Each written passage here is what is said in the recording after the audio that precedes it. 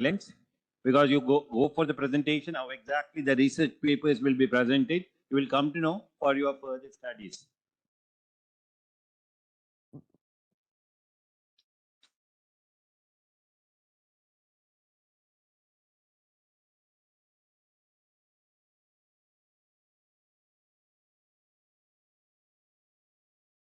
Ma'am, you can start your presentation.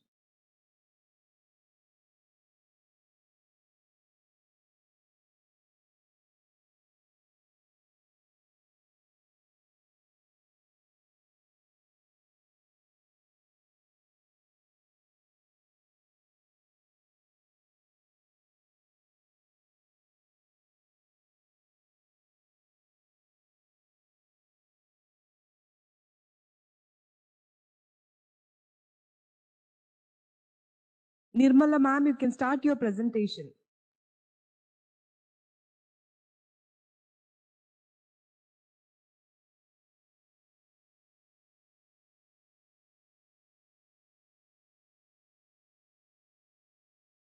Yeah, madam, I'm going to share the screen now. Sure, sure.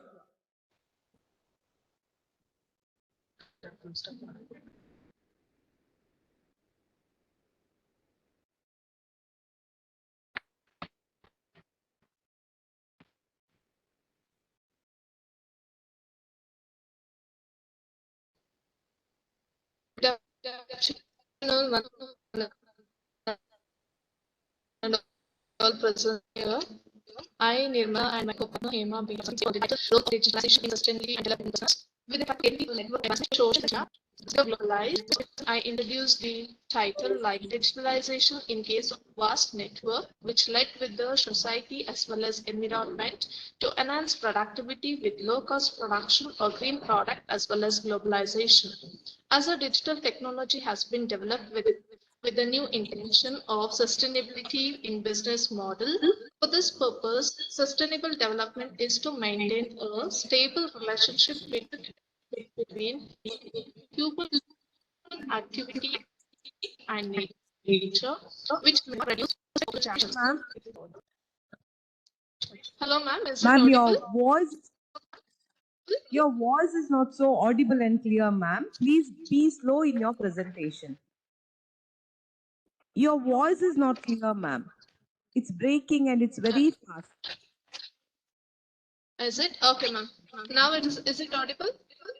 Yeah, now it's better. Okay. Yeah, Shall I continue or should I start from first? you can continue, ma'am.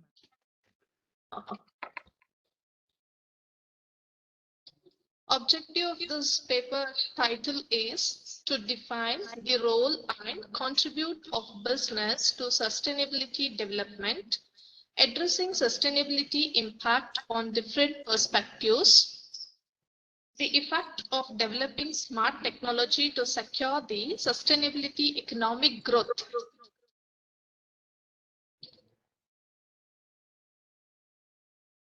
Research methodology. We have this paper is descriptive in nature. It is based upon the secondary data analysis. The secondary data is gathered from relevant literature, various journals, conference proceedings, newspapers, magazines, publications, etc. Indicators of sustainability in business. Integrated digital technology, where we look for a day-to-day routine in the use of digital technology resources like computers, mobile, tabs, camera, network softwares, and so on. The next one, efficiency of resources. In order to save money and reduce wastage, the efficiency of resources of the firm, which improves the digitalization towards various digital technologies. Create new opportunities. Digitalization, which provides opportunities to the enterprise in order to have innovation and creation. It might be related to the financial opportunities and so on. Next, improves communication. The digital tools and media increase communication and it fastens and which fastens as well as used in effective communication or effective information technology. Next, increase transparency. In case of transparency of the business, any management related to governance as well as sustainability enhancement. And next, optimize. Yeah, ma'am. Hello, ma'am. Yeah, ma'am, tell me. Is it audible? Yeah, ma'am, please change the slides. Go on changing the slides also. Yeah. Sure, ma'am. Yeah. Optimize supply chain management, where digital technology in case of business track as well as the social impact which result in information decision which has got a procurement in case of optimal supply chain management. Next, economic growth, which creates the business model in case of markets, generate employment opportunities, as well as innovation. Digitalization contributes to economic growth. Environmental friendly. Digitalization in business is an environmental friendly because it reduces the need of paper-based process and enable remote work. Remote working practices, which facilitates adoption of remote working practices and reduce the needs of employees to travel to and from workplace. Challenges, when we look into the challenges in case of digitalization, which offers a significant benefit towards the sustainable business development, like energy usage. Digitalization demands on a considerable amount of energy to operate data centers as well as IT infrastructure. Information security implies with cyber security measures to protect their data and maintain the trust of other customer related aspects. Accessibility, digital technology and tools are not accessible or affordable for all businesses, particularly those in developing countries. Knowledge gap. Digitalization can create a knowledge gap in business by introducing new technologies and processes the required specialized skills and expertise. Technological gap. Unequal access to digital technology can create a technology gap which can hinder efforts to promote sustainability and equitable development. Greenwashing. Some businesses may use digitalization to create the appearance of sustainability without actually implementing sustainable practices. A case study related to Tesla, which was used for the plan of next generation, where the vehicle machines has been introduced, and automobiles where sustainability is not in terms of business, but in terms of the environmental sustainability. Due to digitalization and other utilities, which has been a profit margin, and new battery technology were worked under the next generation batteries. Next, Unilever, which has been assessed with sustainable development towards the environmental causes. Network of world's most digital advancement factories, which integrates the latest technology to increase productivity and efficiency to take care of the environmental sustainability. Next, impact of digitalization on various sectors. Looking into the health sector.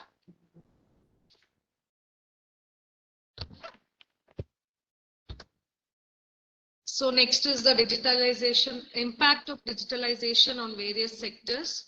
So the first sector which I have taken up is the health sector. That is to know how digitalization has impact on health sector. So digitalization has helped the patients to access medical information and service remotely. And it has also impact on digitalization also had impact on educational field. That is, it has transformed the way education is delivered. The recent years, or else due to pandemic, we all witnessed how digitalization has affected the education field, education sector. Online classes we have carried out, and and the virtual virtual classrooms classrooms and digital and digital textbooks have textbooks been have been made made available available, and more and more convenient, and convenient, and learning methodologies has been made more convenient. convenient. And digitalization has also impacted in finance sector too. Digitalization has revolutionized the finance industry by enabling access to online banking, mobile payment, and digital wallets, resulting in faster, secure, and convenient transactions. Next is merchandising. Digitalization has changed the way consumers shop, which has increased access to online shopping for convenience and speed. Retailers are investing in e-commerce platform and digital market research to attract more customers. Other one impact of digitalization is mobility. The transport sector as with the digitalization has raised the automation of vehicles. These technology are expected to improve transportation efficiency and decrease carbon emission. This is how digitalization has impact on mobility. Next up, impact of digitalization on production sector. The transformation of manufacturing or production industry by enabling manufacturers to automate process, increase efficiency and reduced cost. Technologies such as 3D painting and artificial intelligence have also enabled manufacturer to create new product and attractive product to the customers and provide good services to the customers. Next, moving on to operation of government after digitalization.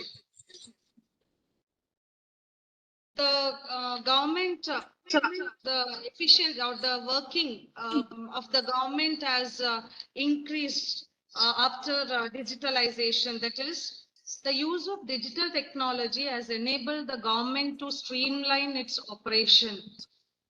Process that once required a lot of paperwork and manual intervention can now be automated, reduce the time and effort required to carry out these tasks. And the other way how it helped the government is it has improved access to the information. Digitalization has made easier the citizen to access information related to government policies and services. This has led to increased transparency and accountability. Enhanced communication. Digital technology has made it easier for the government to communicate with its citizens. Social media platform, through social media platform.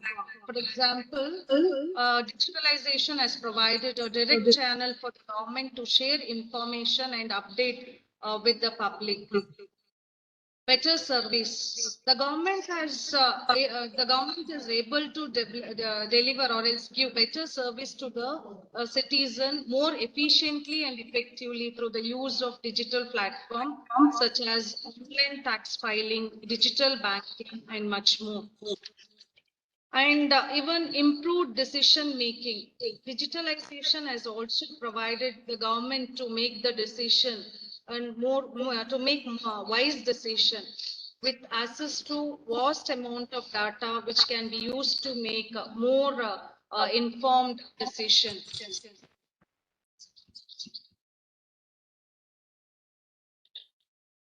So to conclude, on a whole, digitalization has improved. Digitalization has helped a lot for the sustainability of the business as well as environment.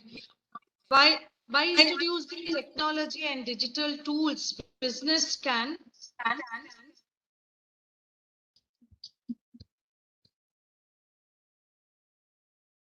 reduce the carbon footprint, improve energy efficiency, and ensure free and faster operation.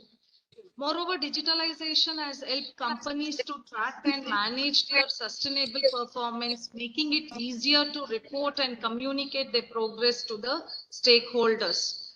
Digitalization is not only limited to certain sector of economy like business, it is widely used in various sectors, including government and even the private sector too. So these are the reference we have used to prepare this paper, ma'am. Hello? Hello, madam. Yeah? I am Dr. Shashidhar Giri, the moderator of the whole session. Okay. Okay. With what data you will be presenting all such things so that any concrete ideas we will be getting on such data you are having. Are you applying any statistical tools there, madam?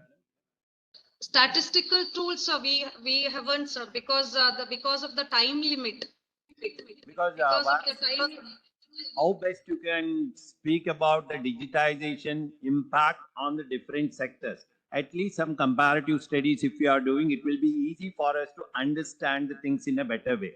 Because only theoretical aspect you are presenting it. We are happy that you have done the work, but at least some Okay. concrete ideas we'll be getting with some tabular forms are given. We'd appreciate the hard work behind it.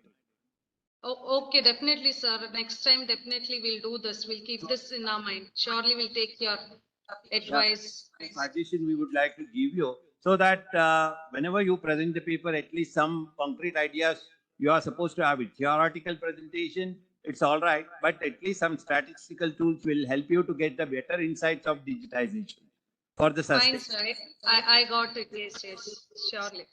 Yes, Surely ma'am. we'll take up. Yeah. Yeah.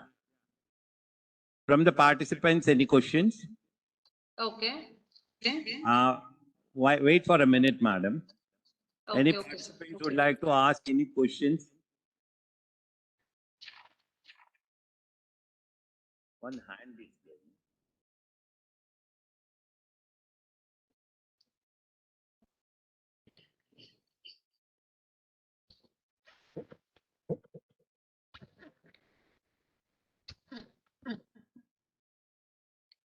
Hello?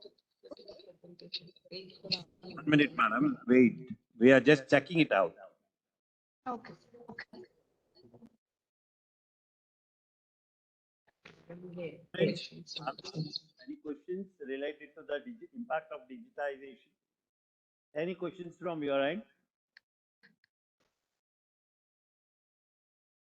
No.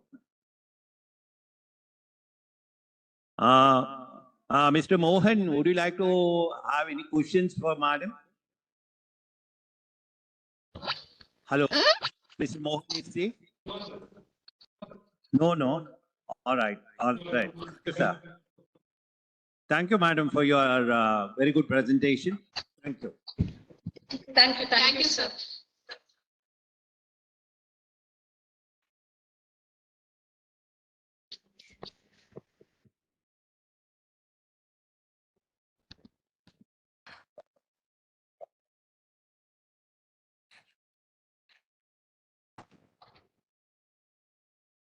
Mr. Shankar Yam, please you can start your presentation.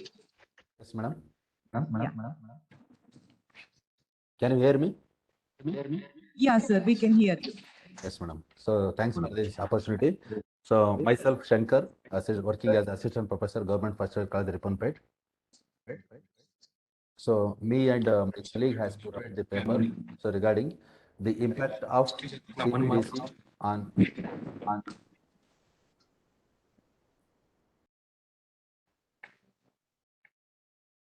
hope all of you can see the slides which have been presented there. So, welcome to the presentation.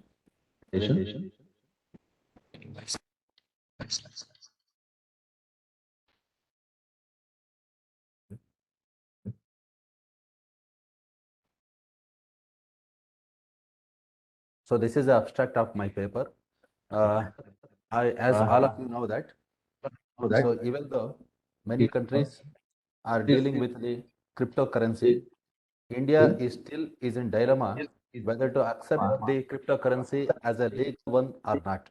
So in this regard, so the RBI took an initiation towards introducing the central bank digital currency. So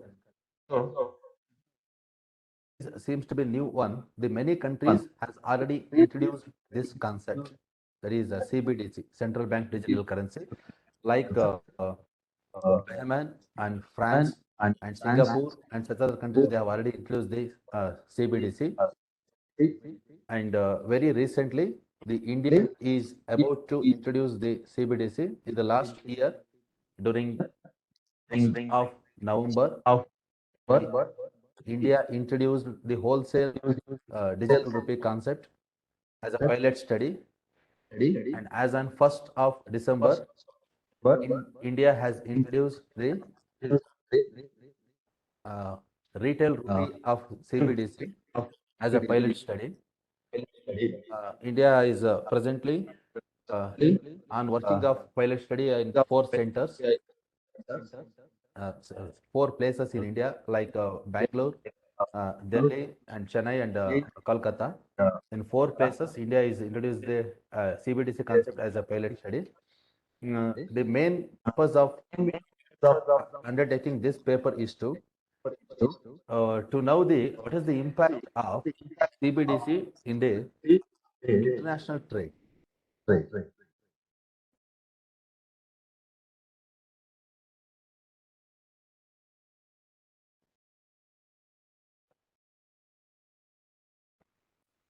So this is about the statement of problem. To make it very brief. So generally, in the present scenario, the international trades are taking place, and also the financial settlements are taking place through the SWIFT, nothing but a Society for Worldwide Interbank Financial Transaction, as a foreign trade transaction, and CHIPS, it is a clearing house of international interbank payment system, and through these channels, through these platform, the international trades, financial trades are taking place. But this process generally takes more time. But if we introduce the CBDC, how it is going to have impact on the international trade? In order to study that only, we have made this study. The objectives of the study is that to understand the concept of CBDC. The CBDC concept is a new to all of us, so it is better to have some theoretical knowledge about the CBDC, and later to analyze the role of CBDC in international trade. That means how the CBDC will make the international trade becomes smoother, and to elucidate the role of SWIFT, what the present international trades are taking place through the SWIFT. So in order to elucidate what is the role that SWIFT is playing, in order to know all this, so we have conducted this study. These are all the basic objectives of the study. So methodology, since the CBDC is a new concept, we may not be able to collect the details from the primary details or primary data from the person. Therefore, we have made this study based on the secondary data, which are available through the some foreign trade website or sites, and also RBI reports as a Forex report. And this study is purely depends upon the secondary data.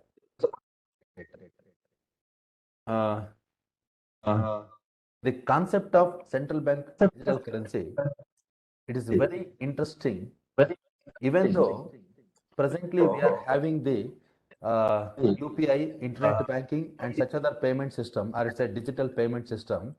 I just wanted to know you that how it is differ from the other digital payments. It's very clear. In order to having the phone pay or such other transaction, I must have a bank account. But for dealing with the CBDC, I need not to have a bank account. Okay, let's take example. If I want to start if I want to conduct any online transaction or online payment in a phone pay, first I need to start I should take an initiation for making a payment. That initiation will reach my bank, process to my bank, and later my bank will process the same information to that another party bank, and later payment will be done. Okay. But for making the payment through digital payment or say CBDC, I just want to scan with the QR code of the other party. I can send immediately without the interference of the bank. So like this, the process will be very simple. It is just as of we may aware about the how it is just sharing a videos in share it application. Okay, so it's in the similar form. We are going to send the digital currency to one party to another party with the use of QR code.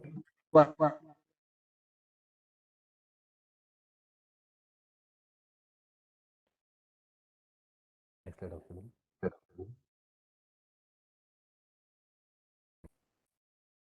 Some of the features of CBDC are it is a sovereign currency. It can be issued only by the RBI, Central Bank of India. In every country other than central bank, no one are authorized to issue the CBDC.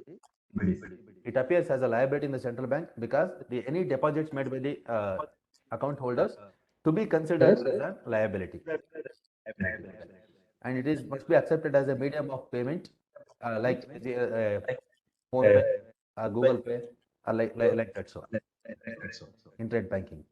It is freely convertible against commercial bank money and cash. And these are the various features of CBDC. And when it comes to types of CBDC, the types of CBDCs are broadly classified into two types. One as a CBDC-R. It can be represented with the e-rupee symbol hyphen hyphen R. Then for wholesale, CBDC hyphen W, or it can be represented as e-rupee symbol with W. So that's about wholesale and also retail. That means the types of CBDC are in wholesale term and also in retail terms. Generally, the wholesale term of digital rupee or say CBDC is to be having the transaction only between the RBI and with their associated banks.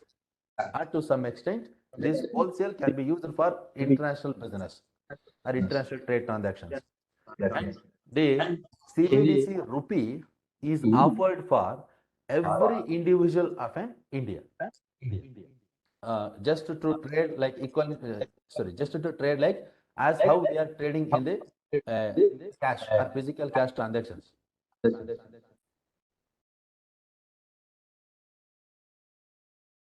The forms of CBDC, again, it is classified into two types, as a token based and an account based. So generally in India, hopefully the token based account is going to be useful to the people at a large. SWIFT. SWIFT plays a very prominent role in the international trade because if I want to have any international trade, so there is a need of converting currency of one country with the currency of another country. Therefore, the SWIFT plays as a mediator role, intermediate role, convert the currency of one country with another country. So through the help of the chips.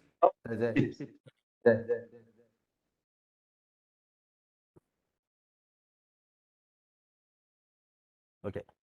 So this is the various very recent updates regarding CBDC. The more than 100 countries in the world are taking initiation to introduce the CBDC. Among which many countries they have already adopted the pilot study regarding introducing the CBDC in their country.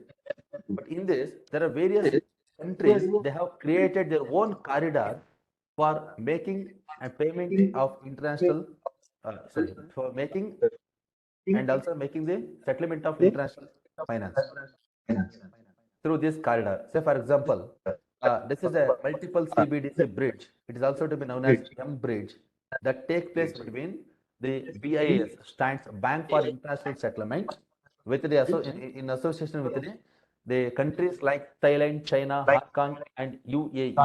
And these countries have been involved for making payment and also settlement of the international payments through using this M bridge. Like the project Dunbar.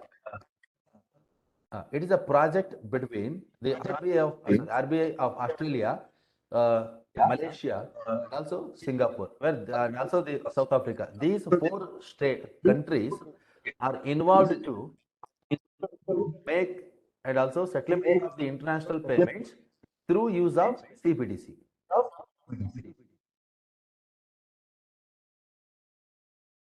Next, about the project SELA. It is between Hong Kong and also Israel about settlement of international trade payment system. And another project, that is icebreaker project between the Israel and also Norway and also Sweden. And project America, it is a project of introducing the CBDC between Singapore, Swiss, and also some other cross-border countries. Project Jura between the BIS, France, Switzerland, and also other associated countries.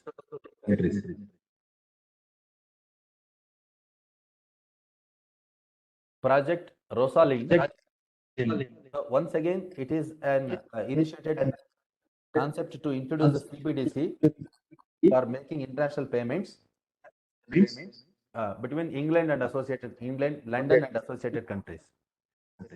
Okay, so these are all the various projects adopted as an payment corridor between a few countries. Okay, and these are the various findings I have been made or addressed regarding this study. So banks across the globe are using the latest telecommunication network named as a SWIFT and CHIPS for settlement of payments for foreign trade transactions. And generally, these transactions are done with little bit delay. So generally, it takes a 24 hours to 48 hours. And there are also some updation have been made to the SWIFT. That is the SWIFT GPI instant. So it is just like an online payment.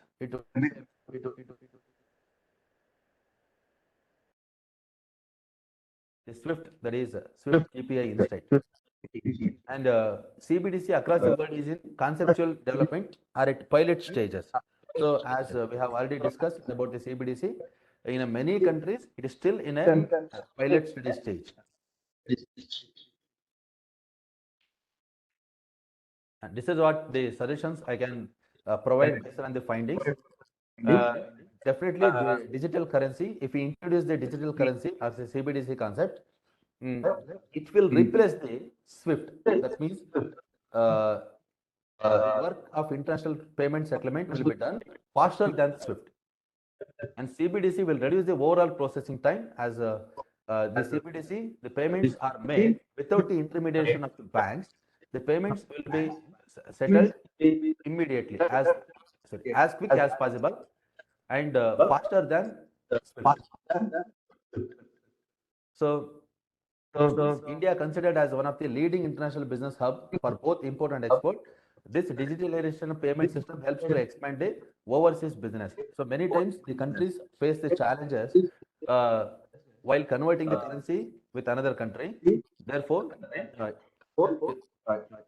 the CBDC may encourage exporter and also importer to have more and more international trade and develop bilateral relationship between CBDC research teams around the world. That means the CBDC can connect the worldwide, connect the nations at worldwide for their international payments and settlements.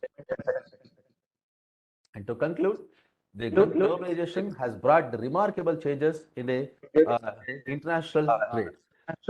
But to have an international trade, there will be one barriers about converting the currency of one country with another currency. So there must be an easy process to having the international trade about converting and also settlement of payments from importer to exporter and vice versa. So this need digitalization of the payment system. So hope the CBDC, if the CBDC introduced in the worldwide, this may going to help to reduce the settlement time and also settlement cost, and also it increase the efficiency. It may encourage or it may boost up the international trade in the worldwide. So this is what the conclusion I can draw out of the study. Thanks for your patience listening. Thanks for everyone.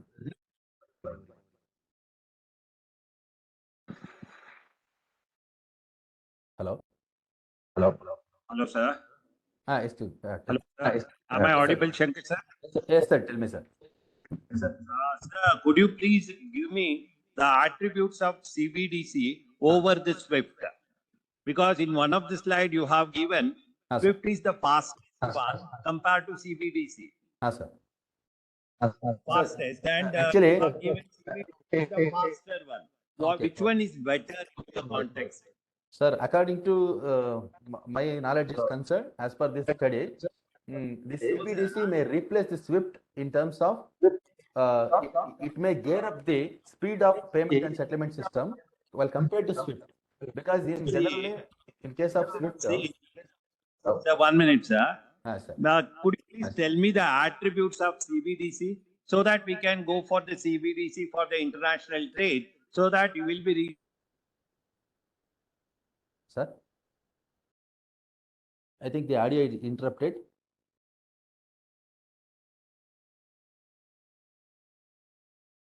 Hello.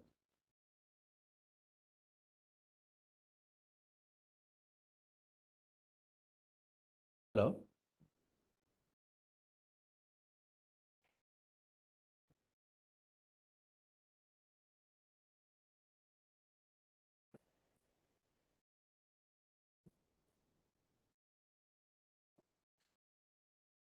ಯಾಕೆ ಹೋಯ್ತು ಬರ್ತಿಲ್ಲ sir are you hearing me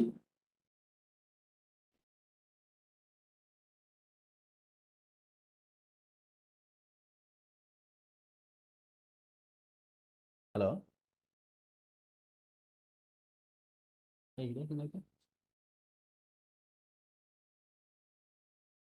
stop ಮಾಡಿ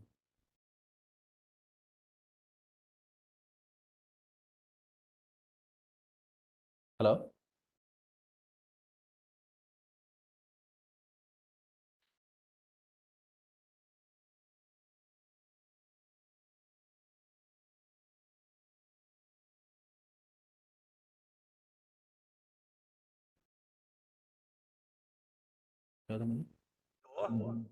sir Hello, sir. yes sir, tell me. Now I am hearing. Am I audible? Yes sir. Yeah, that's what. We would like to have just your information on CBDCR and CBDCW. Sir, CBDCR, it's about making the payment for retail. CBDCR stands, it's a CBDC retail. Generally, it is offered for the general public. So as But just in- like we are having the physical currency transaction, so with the use of CBDCR, we can make a transactions, we can make a payment in case, just like we are doing the transactions in a physical currency. See, in one of the slide you have given, without the recipient having an account in the bank, the money can be transferred. Yes, sir. How the money can be transferred without the bank account of a recipient? Yes, sir. As per the RBI plan, so the RBI will initiate, they will instruct the banks to create a QR code for every customer. That means every account holder. So once the QR code is created, the QR code created is based on collecting the details of PAN number and also Aadhaar number of the customer. So once the QR code is created, so later they need not to continue with their accounts. See, because your voice is somewhat cracking and it is not audible properly, Shankar sir. Yes, But try to give a clarity about the transaction happens between a sender and the recipient without the account. That is the, without the account, nothing most but interesting. hope, I think all of we will have idea about sharing the videos and share it. Okay, how we share the videos and share it is just like, so we just scan the opponent person, share it QR code, and we will send the video. Okay. Okay, similar process will be made just like sending the digital currency in case of Okay, sir. CBDC. Thank you so much. Yeah. Thank you, sir. Thank you. Thank you, Shankar sir. Thank you, ma'am. Maitri ma'am, you can start your presentation. We get- Yes, ma'am. Am I audible? Yeah, ma'am.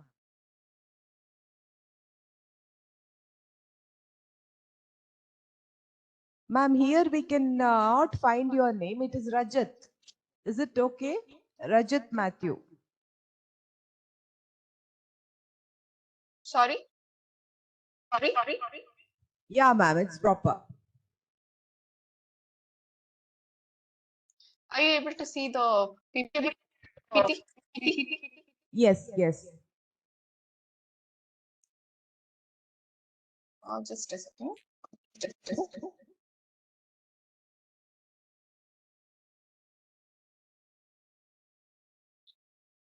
Yes. Good afternoon, everyone. I'm Maitri. Ma'am, please a maximize your slides. Maitri ma'am, Sorry, ma'am. Yeah. maximize your. Yeah. Just a second.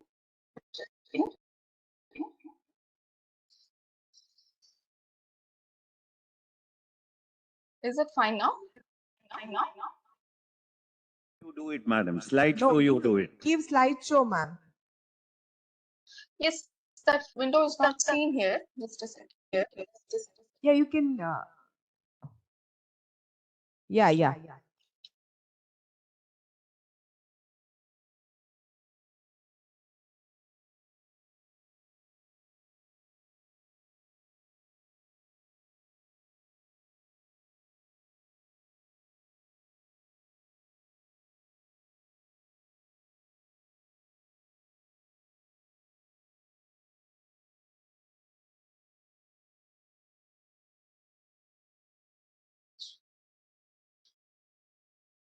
Yes, ma'am. Is it fine now?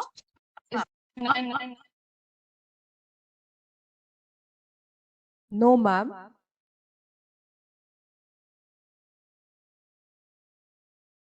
Just a second.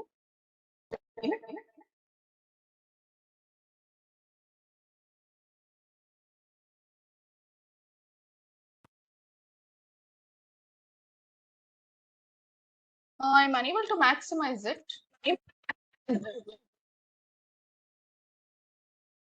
Yeah, you continue, ma'am. You continue. Yeah, I'm not getting that window popped up. I'm not sure why.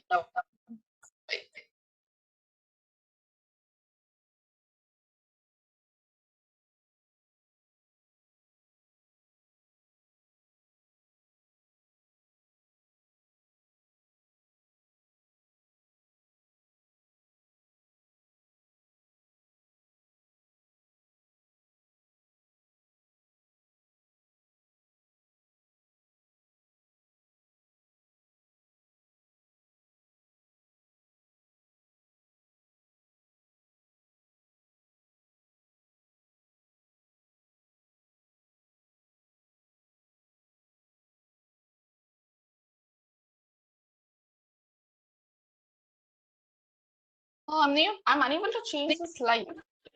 I'm not sure why.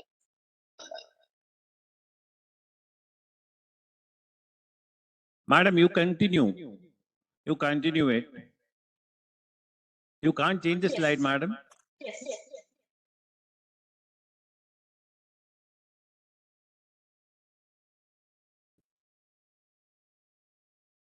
Is it visible now? Yeah. Yeah, your slide is visible, ma'am. Slide Yeah. is Good visible. afternoon, With the everyone. Sorry for the delay. Is it fine now? Yes. Is it visible? Yeah. So, my research topic is influence of employee engagement and work-life balance and organization performance, an empirical study in the post-COVID era. They abstract. The way the people has worked has changed drastically over a period of time due to the COVID pandemic. With work from home by the IT, they have work-life balance issues. So this article basically tries to examine the influence of employee engagement and the work-life balance on organizational performance. Through a structured questionnaire developed from the available literature and a survey was conducted among the IT industry professionals, the result was analyzed using SPSS and Smart PLS. Readings of this paper will help the IT professionals to take appropriate steps to help the employees manage work-life balance and hence improve the overall organizational performance. Introduction. Employee engagement as basically refers to the level of commitment and involvement an employee has towards their job and the organization that they work for. Engaged employees are usually passionate about their work and feel a sense of ownership towards the success of the organization.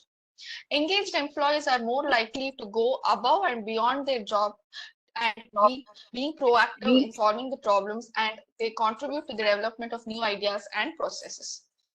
The influence of employee engagement on organizational performance can be seen in several ways. It can be through being more productive, maybe by producing higher quality of work and fewer absenteeism, lower turnover rates, etc.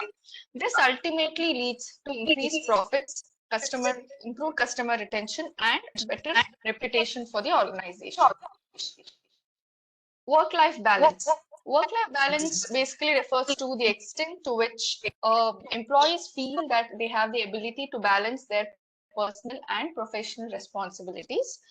Organizations that prioritize work-life balance acknowledge that employees have life outside of work and that their personal needs and obligations must be taken into account. By providing flexible work arrangements such as remote work or flexible schedules, organizations can help employees achieve a better work-life balance. The influence of work-life balance on organizational performance can also be very significant. Employees who feel that they have a good work-life balance, they usually tend to be more engaged and have higher job satisfaction and also better mental health. This also leads to lower level of absenteeism, reduced turnover rates, and increased productivity. Out of the various literature reviews, there are two literature reviewed in this particular presentation. Few A or PB and others have reviewed that employees who are involved in discussions about the organization's future purpose with a renewed focus on real-life balance, they also stressed that customized practices focus on and they also suggested that increase employees' autonomy to allow accountability for their engagement. Norgemong 2022 also found that work from home, work environment, work motivation, and employee commitment had positive significant impacts on satisfaction during the lockdown. During COVID-19, it was found that job involvement and job satisfaction had a large influence on job performance. Large influence from the conceptual model was it will be balance back on the organization's performance. Two hypotheses were formulated. Employee engagement has a positive impact on organization performance, as well as work-life balance has a positive impact on organization performance. Methodology. The quantitative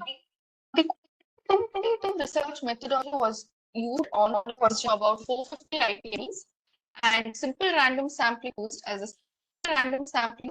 The data were analyzed using SPSS as well as Smart PS.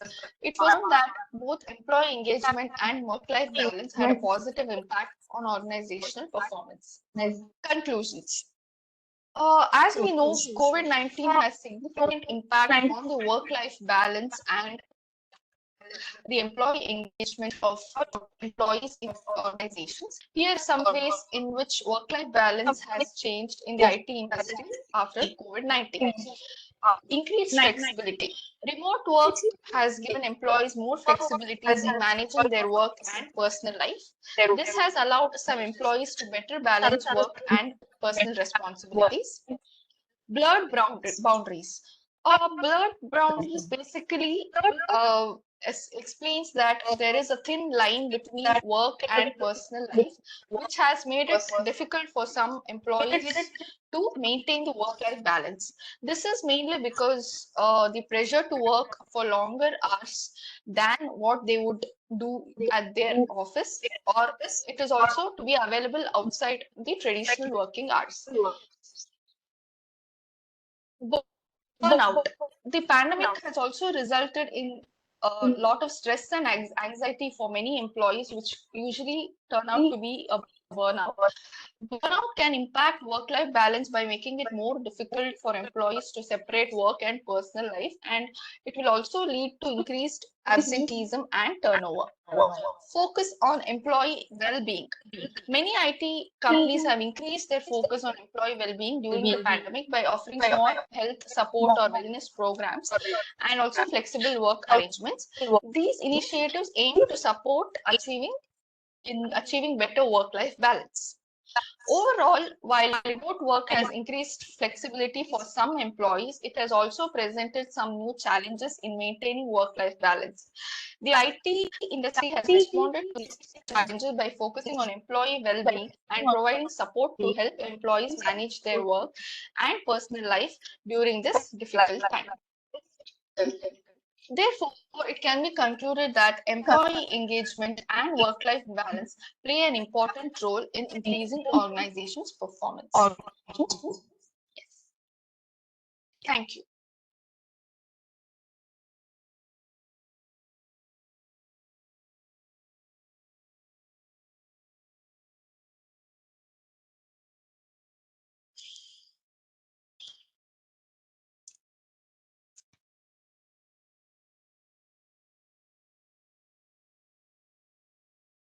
Hello. Hello, madam. Yes, Conclusion, yes, sir. conclusion, any statistical thing you would like to show us? Because we wanted to say Sir, you SPSS. SPSS. What are the statistical things you have done it with the yes, sir. SPSS? Yes, actually, it is my PhD research topic. So I'm unable to show the data as of now, sir. At least we would like to have a questionnaire. If you have a questionnaire soft copy, could you please show the questionnaire? How exactly you have developed the questionnaire for the IT employees? It was a standard questionnaire, sir. It was a standard That- questionnaire which was used. Any percentage analysis you have done it or the standard deviation? Something like that, so that we would Yes, like to sir. know Yes, sir. exactly the impact will be there on the post-COVID era for the IT employees. Yes, sir. Any I have tabular- done SPS. I have used- Any table you are having, Yes, sir. madam, before and after? No, sir. As of now, I'm unable to show the table. We have used structural equation modeling, sir. Okay, fine. Because you have used the SPSS, automatically you will get the tabular form. Yes, sir. Which are the statistical methods you have used to find out the impact of that particular COVID thing of past COVID?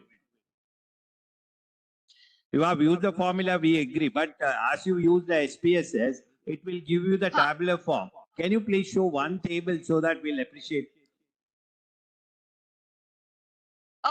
We have used multiple regressions, sir, but I'm unable to show the table as Okay. of now. Okay. Yeah. Okay. Yeah. Whether it is less than one or greater than one, madam? It was greater than 1.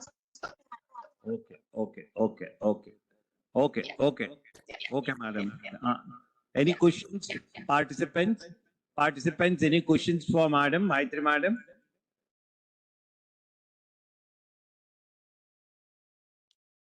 Students, any questions? Students, any questions? Participants, if you have any questions, you can ask.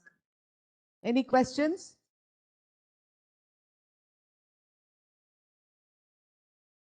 Thank you, madam. Thank you. Yeah, thank you. Thank you. Thank you, ma'am. Rajat sir?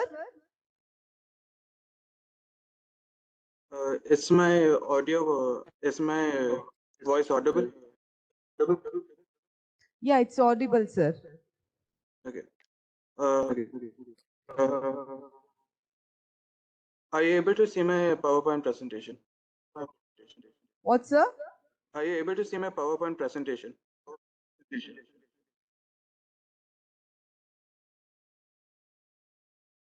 Yeah, sir.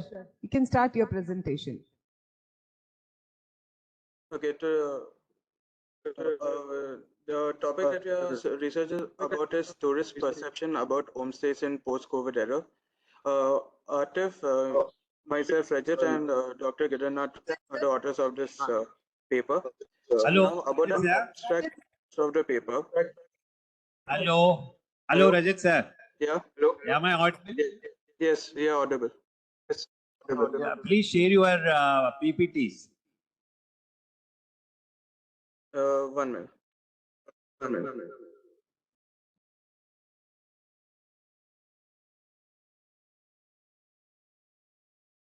Are you able to see my PPT?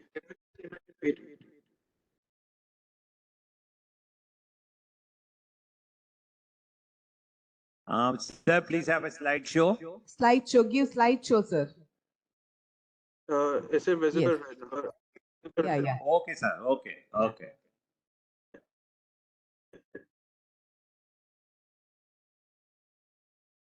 The abstract is 1 minute. The abstract of a study is the things drastically changed during the COVID-19 pandemic, and now when the world is back to normalcy, researchers and academicians are driven towards understanding the perception of tourists on a broader perspective. With revenge tourism taking center stage, a whole new set of tourists out there are daring to get out and explore tourism opportunities and trying to live their life to the fullest. In this backdrop, homestays are in high demand. This paper tries to explore the reasons why tourists prefer homestays and what helps them finalize their destination and stay in homestays. Through a structured questionnaires derived from the tourist literature, this study collects response from 282 tourists and data was analyzed using IBM SPSS and Smart PLS. The result indicates that even through proximity to the destination was an important factor in choosing a particular homestay, the pricing played an important role in decision finalization. The paper has implications for both academicians and managers.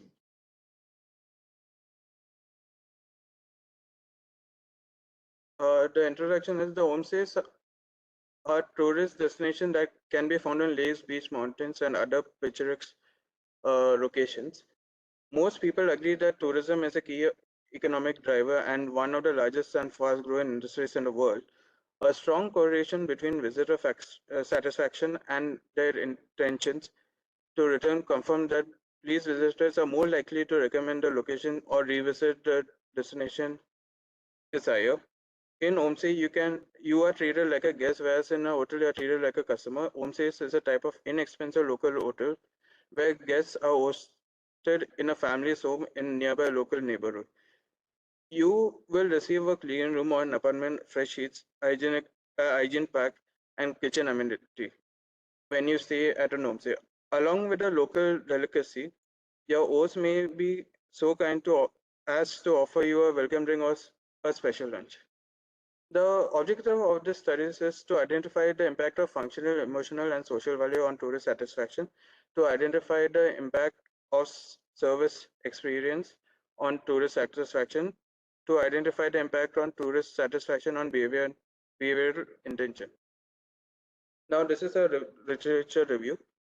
Satisfaction and behavior intention, quality of hospitality service has been identified as a priority determinant of tourist satisfaction by certain researchers. Behavioral intention reveals visitors' anticipated future activities and it is close tied to their perception of a general level of service quality at the location. Consequently, the tourist constructor behavior objective is to return. Social value. Social value is another aspect of perceived worth that has recently drawn a lot of interest in hospitality studies. The utilities that results from a product's captivity to improve social self-concept is known as social value. A visitor gets a sense of social value when they use a service because they feel connected to other individuals. The service experience in tourism, since a homestay facility is more of a service business, the level of satisfaction with service experience is affected by several factors, including food, service, fine dining, ambience, and other visitors. These components are considered to affect the degree of arousal and subsequent how the service experience is perceived. The consumer's emotional state through the service encounters another definition of service experience. Yeah, now you can start your presentation. The functional value in tourism.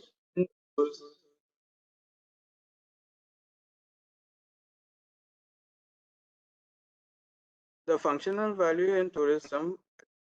Functional value is perceived benefit derived from capability of an option to perform functional.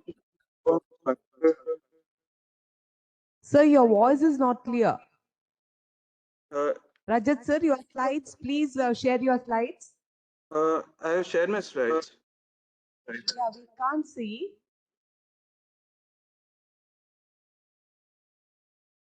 Yeah. Now your slides are visible. Go on with your presentation, sir. The functional value in tourism. The functional value is perceived benefit derived from capability of an option to perform functional, utilitarian, or physically. In the service industry, there is a correlation between functional value, satisfaction, and intent to return.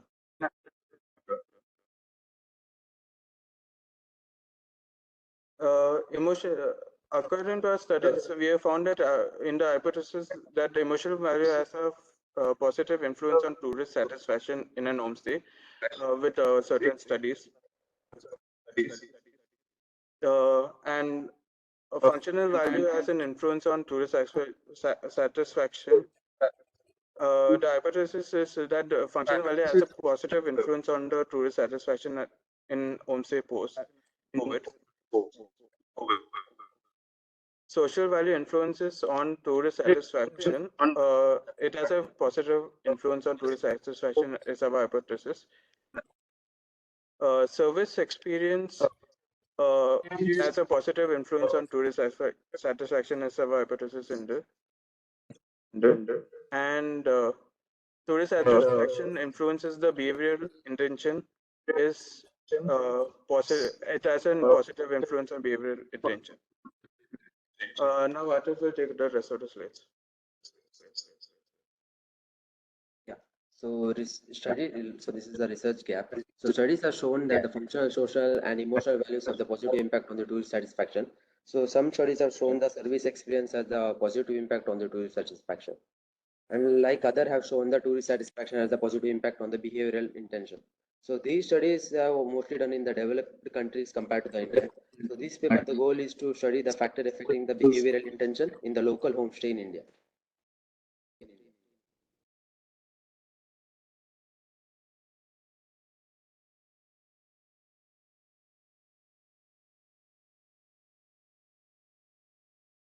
So these are the research questions like how functional, emotional, and social value will impact the tourist satisfaction, and how will service experience impact the tourist satisfaction, and how will tourist satisfaction impact the behavioral intention. Okay, so this is the conceptual framework what we have developed using this paper. So these are the values like functional, emotional, social, and service experience. So here it is having like we are finding how functional value has an impact on the tourist satisfaction and emotional value has a positive impact or negative impact on the tourist satisfaction. So same. And then we are finding how tourist satisfaction has a positive impact on the behavioral intention. So see, this is the research methodology. So a set of structured question was collected and it is validated with the help of an expert and pilot study was conducted. This analysis is done using the smart PLA. So these are the results.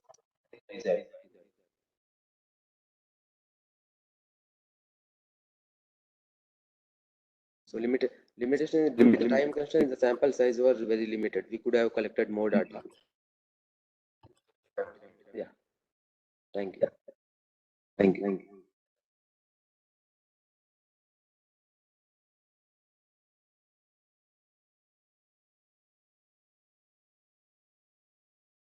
Rajesh sir, what's your sample size? The sample size is around With 80. a small sample, concluding will be a bit difficult because the emotional things are there. Because with the maximum data set only, you can have a conclusion about the perception of a homestay. Because emotional factors also is there. With 100 data set, conclusion will be a bit difficult. That is my feeling here. So that you cannot conclude because the conclusion you have given it. However, just go for the bigger data set so that you will be having the clear insights of the data. That is what the suggestion as a moderator from my side. Any questions, participants? As for now, we cannot generalize, sir. We'll be collecting more sample size. All right. Yeah. Thank you. Sir. Yeah. Thank you. Sir. Any questions? Participants? Students? Okay, sir. Thank you. Thank you, Rajat sir. Mr. Roshan, yes. You can share your slides.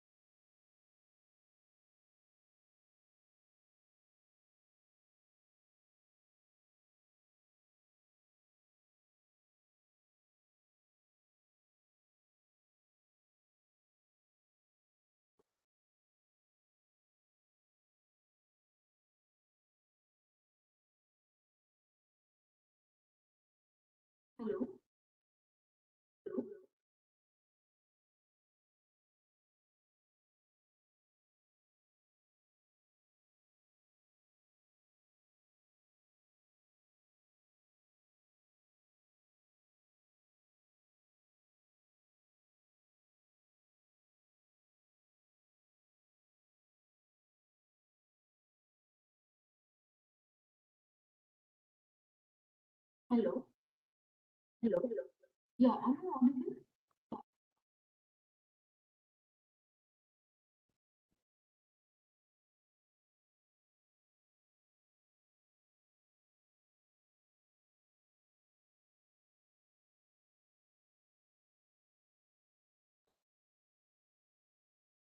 Hello. Hello. Am I Mr. audible? Roshan, you can go for the slideshow and start presentation. Yeah, am I audible, right? Yeah, audible, right?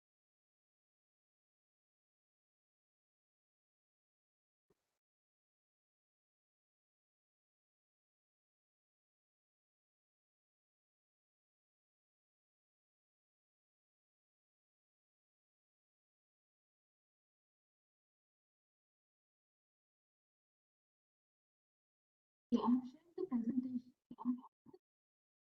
Hello. Hello. Uh,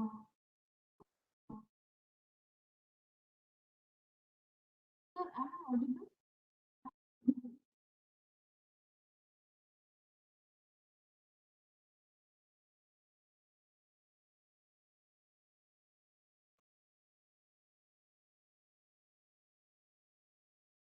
Hello.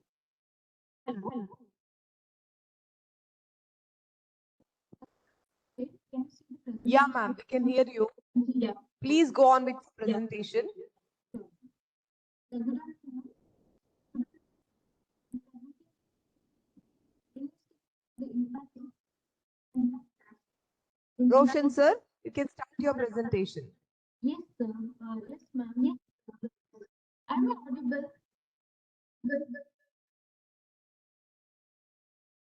Hello. Hello. Audible?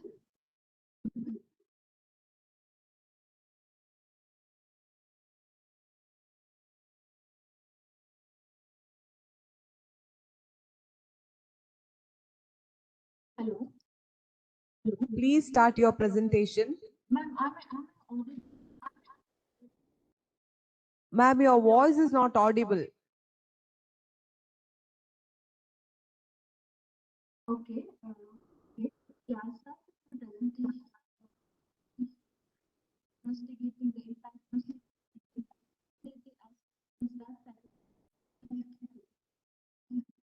and move on to the next slide.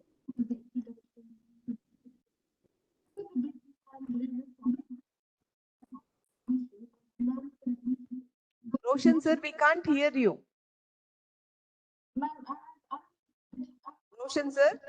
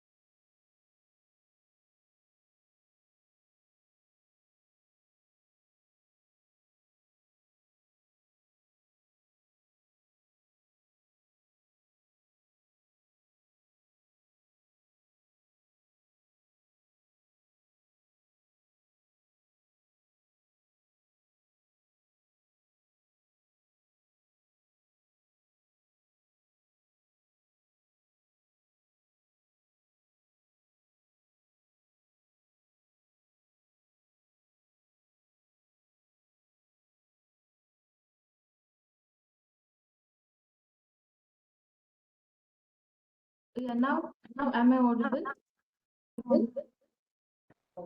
Yeah, can you see the presentation? Can you see my presentation? Yes, okay, sorry for that. Yeah, as per the Brundtland report, which is published by the World Commission on Development, it emphasizes that the sustainable development is just not limited only to the environmental protection or the development. It also emphasizes that it has to be equally diverted towards the economic as well as the social aspects also. The concept of sustainability, it is classified as the environmental, social, and the economic dimension, which is referred to the three pillars of the sustainability, where the environmental sustainability, it refers to the ecosystem integrity, the protection of the natural environment and biodiversity, whereas the economic diversity, it refers to safeguarding, sustaining and efficient use of resources for long-term gain. And the social responsibility or the sustainability, it focuses on the human needs, basically supporting the future and the present generations' capability to develop healthy and habitable communities. So from the environmental, physical environment perspective, the social sustainability, it relates to the social preconditions to achieve environmental sustainability, equal distribution of resources, harmonious social relations, and lastly, acceptable quality of living. Coming to the literature review, in the healthcare facilities, the social sustainability has been quite understudied, and also it is oversimplified, and few have defined it as an independent dimension of the sustainable development. In this context, it refers to the facility's ability to increase the quality of life and well-being of the population without affecting health and well-being. Also, the social sustainability in the context of the healthcare facility, it is classified into three factors, namely the humanization factors, the comfort factor, and the distribution factor.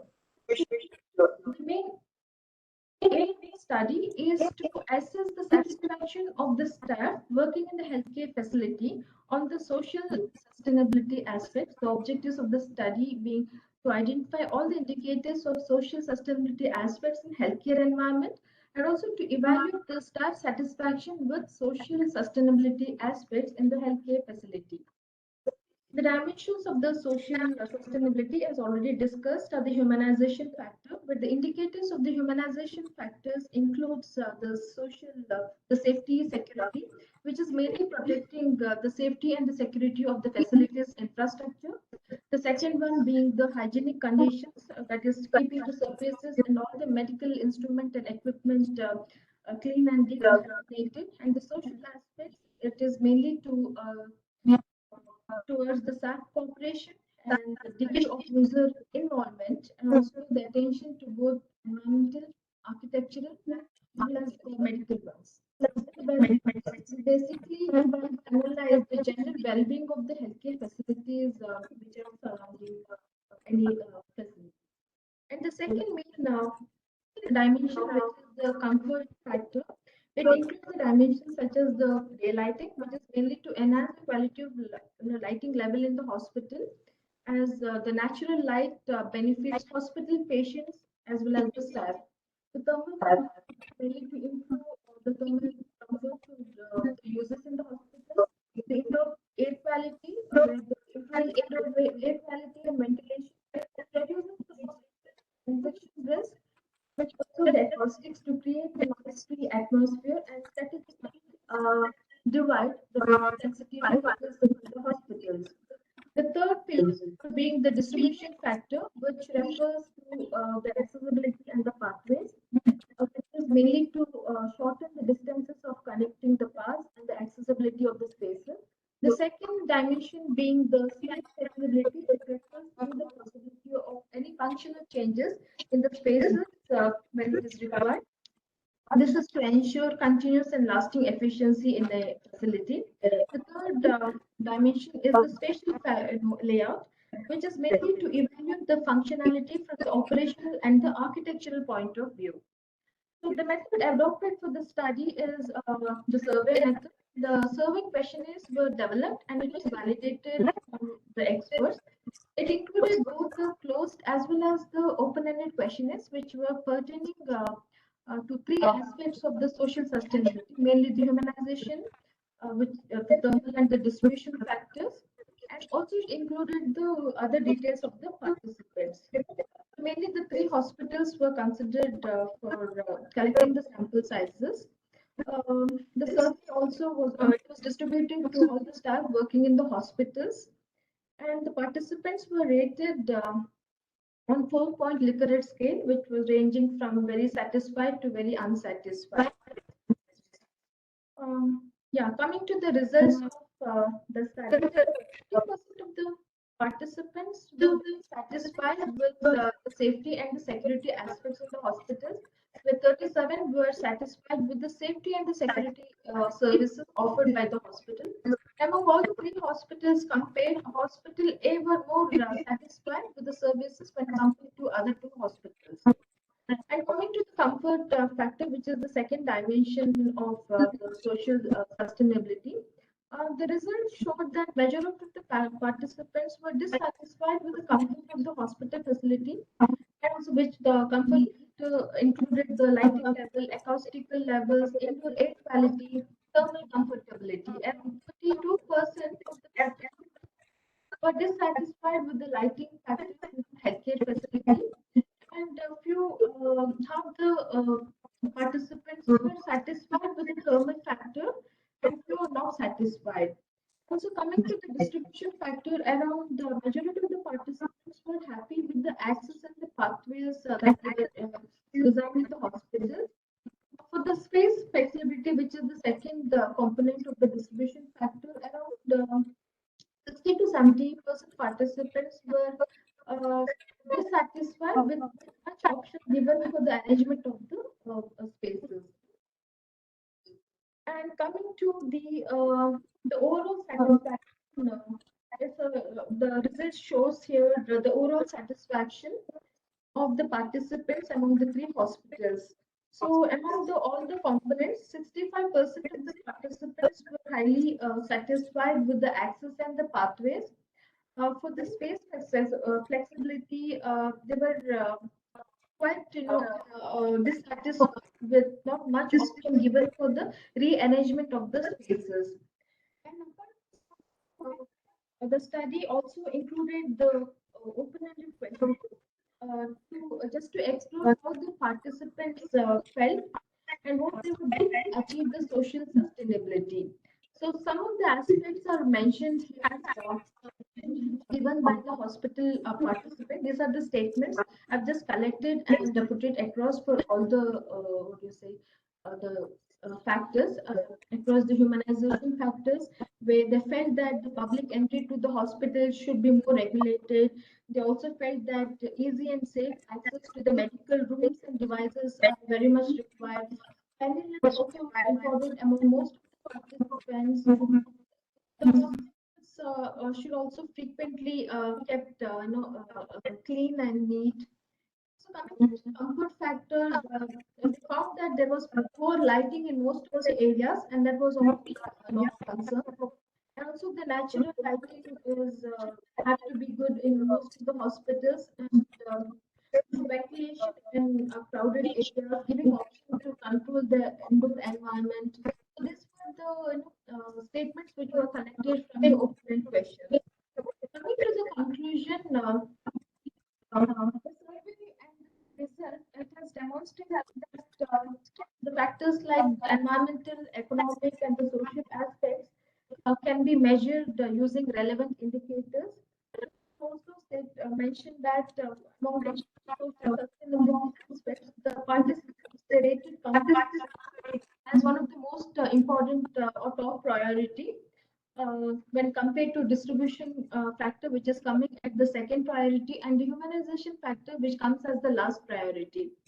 So while incorporating these aspects at the initial stage of the design or initial stage of the project, and also at the design stage, will help the project achieve the desired results. Also, it was evident from the survey that most of the factors were found to be more important than the other factors, and some indicators were also more important when compared to some of the indicators under environmental as well as economic factors.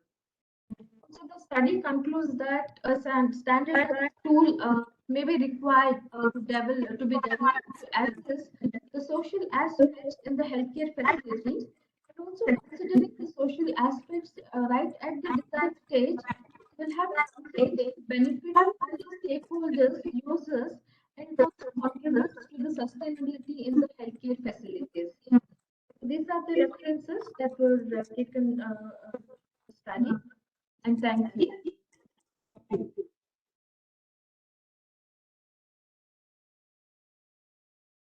Yes, sir, I'm done with the presentation.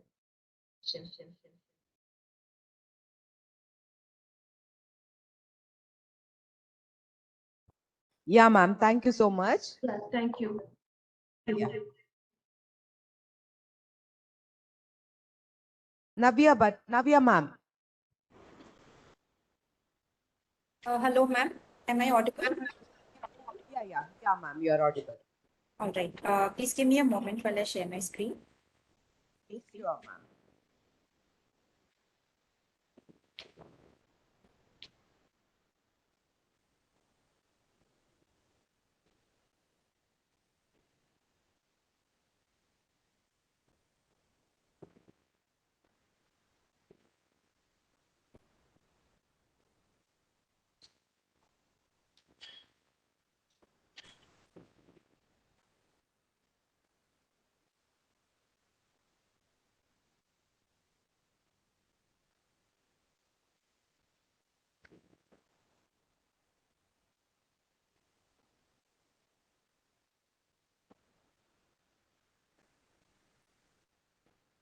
Is my screen visible, ma'am?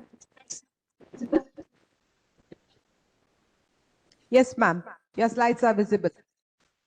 All right. In that case, I'll start with the presentation. Very good afternoon to everyone. Our topic for today's presentation is knowledge perception and consumer buying behavior towards organically grown food products in India.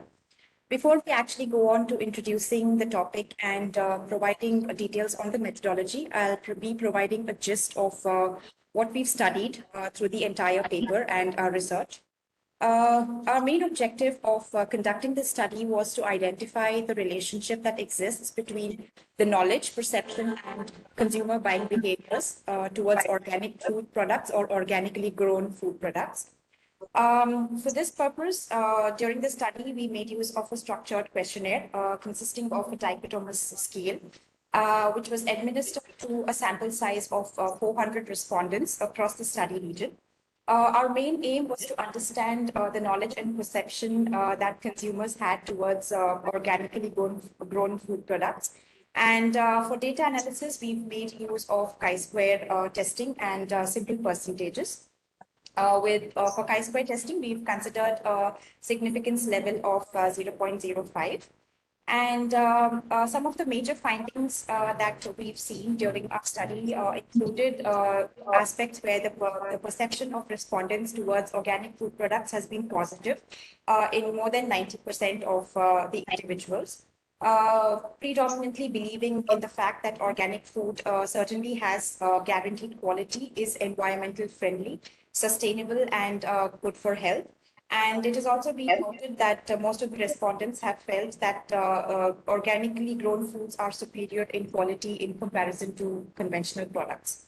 As far as demographics of age is concerned, our study implied that people from the age groups of around 40 to 60 years had higher knowledge levels in comparison to younger audiences.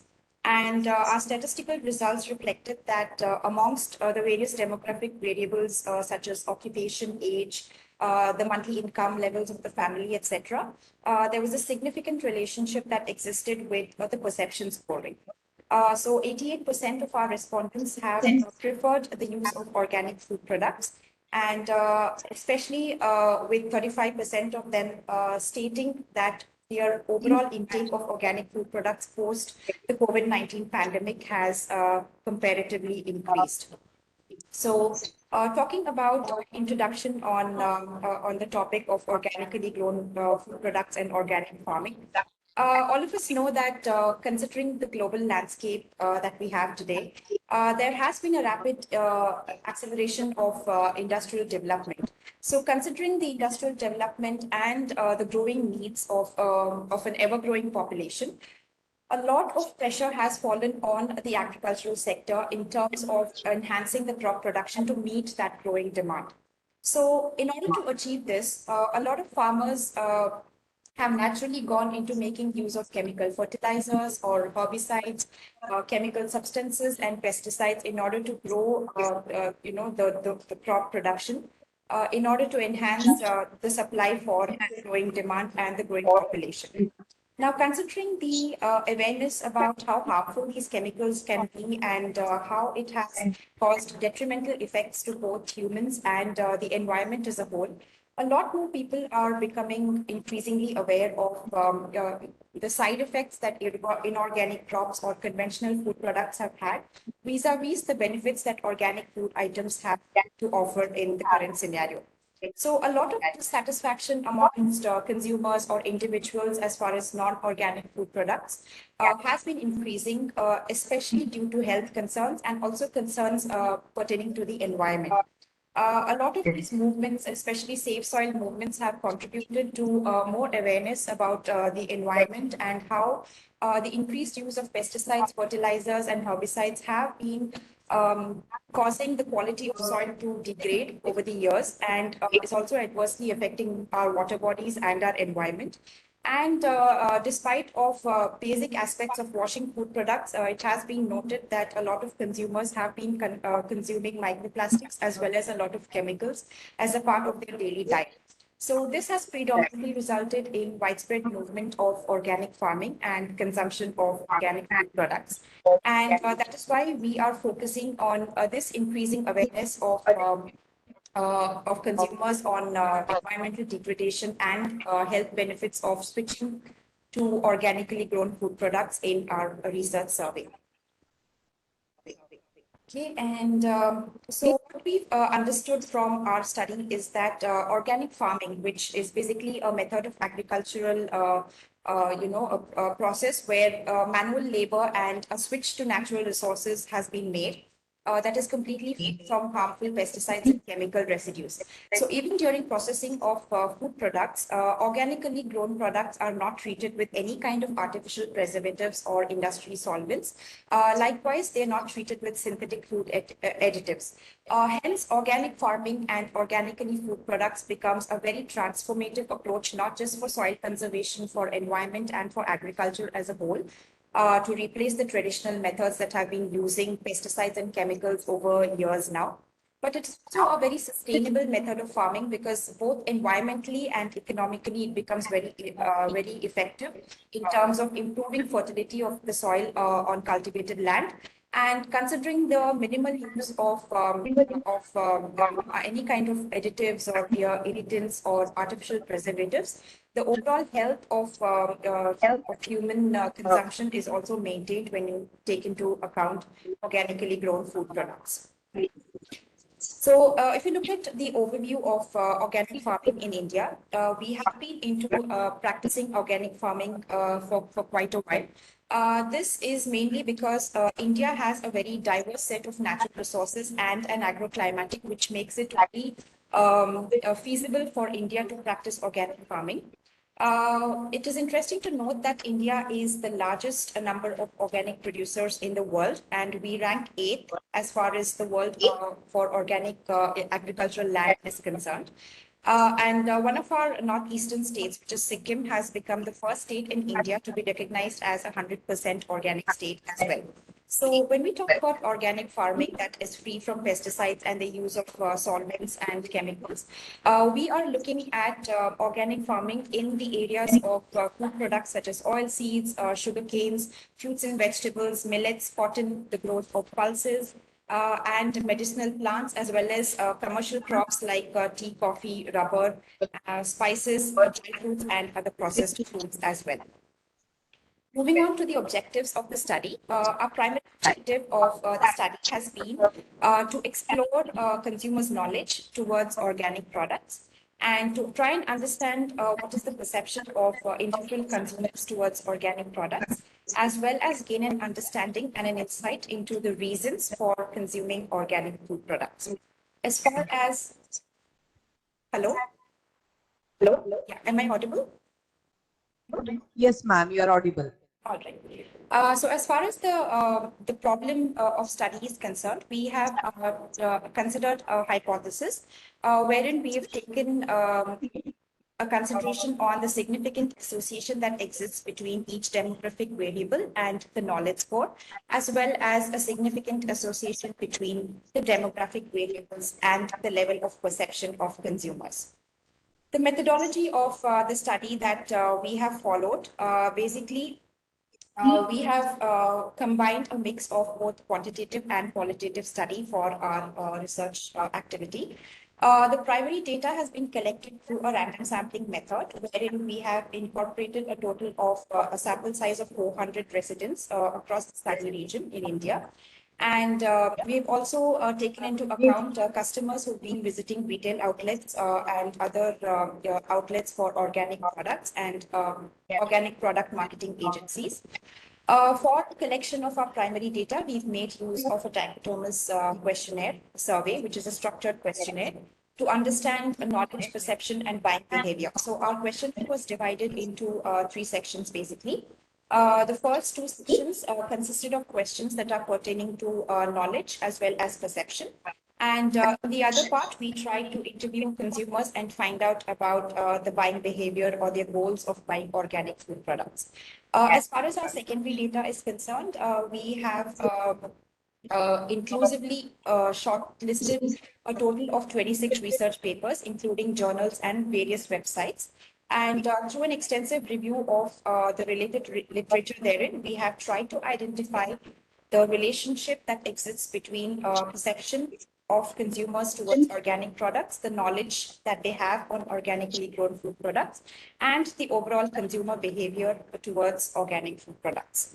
For the data analysis presentation, I'd like to hand over the presentation to Mrs. Navya.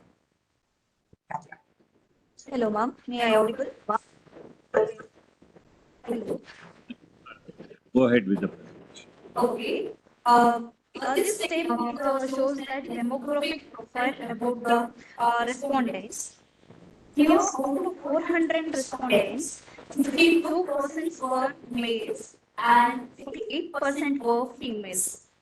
Then the respondents were spread among the different age groups, likely 18 to 25 age group has 59% of them respondents.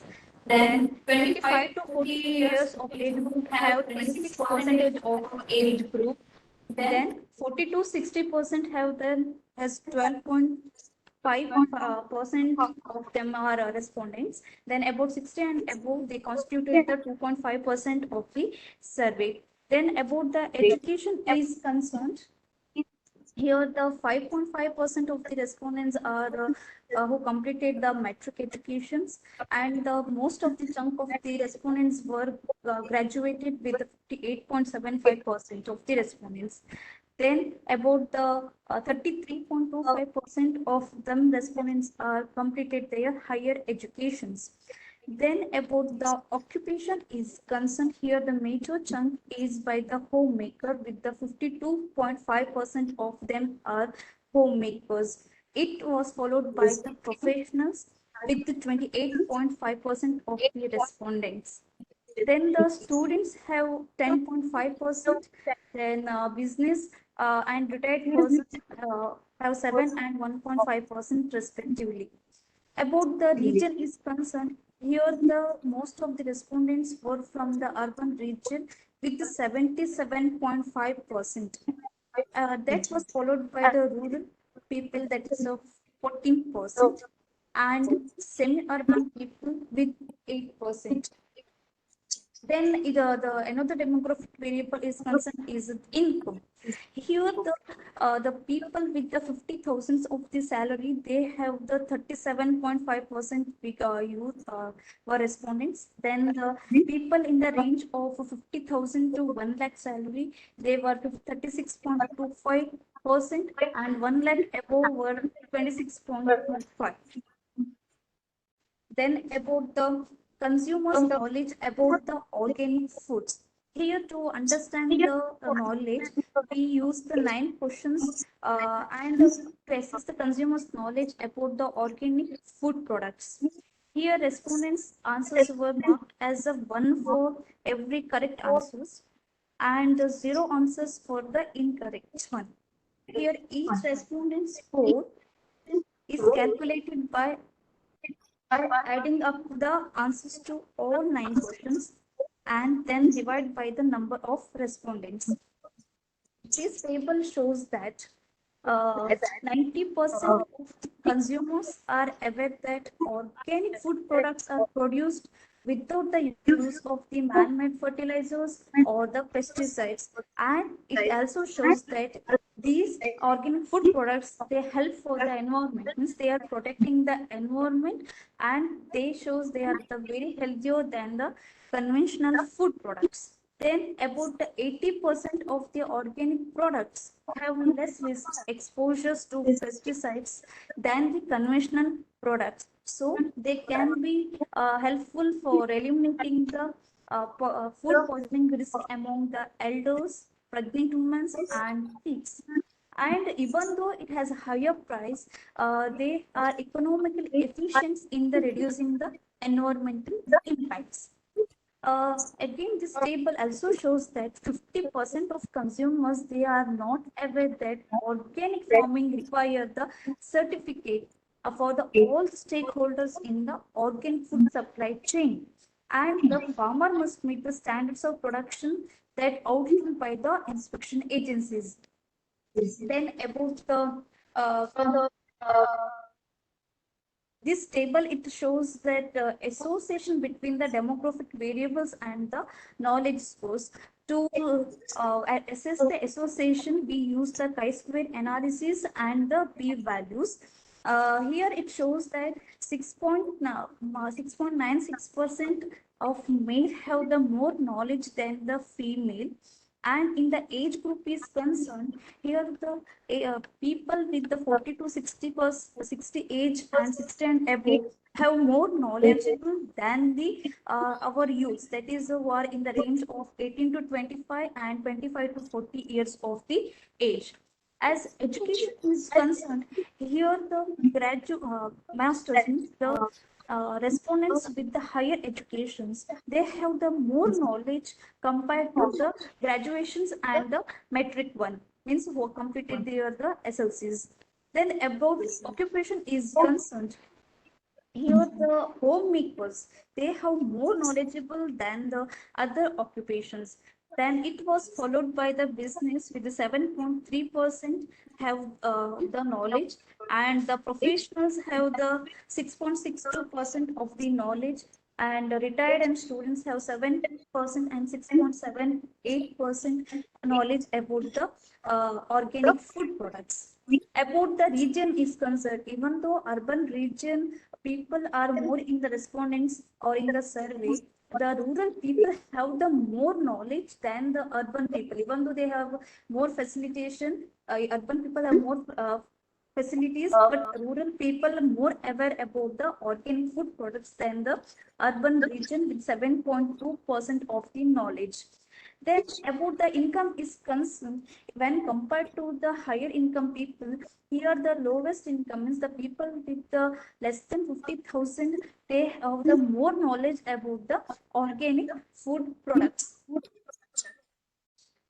Then this table, it shows the consumer perceptions towards the organic food products. So to explore the factors that influence the consumer's attitude towards the organic food products, we use the qualitative questions. And along with this, the answers are here. About 90% of, Questionnaire you are giving for the consumers sorry sir. and the percentage analysis you will be doing it. Hello? Hello sir, yes sir. This is the percentage analysis you will be doing on the consumer perception. Yes sir, yes sir. Okay, okay, just go ahead, madam. Just go ahead. Okay. Just Okay, go okay, ahead. sir. Okay. This is about the consumer perception. The previous one is related to the knowledge. Now it is the consumer perception towards the organic food products. Here it shows that It's all about the, yeah, okay, sir. About the 90% of the consumers perceive that organic food products are good for health. They are the higher qualities and they guarantee the safer food one. And also they are environment friendly than conventional food products. Then 76% of the consumers perceive that they have the okay. Just superior conclude your quality. presentation. Conclude your presentation, madam. All right, sure, sir.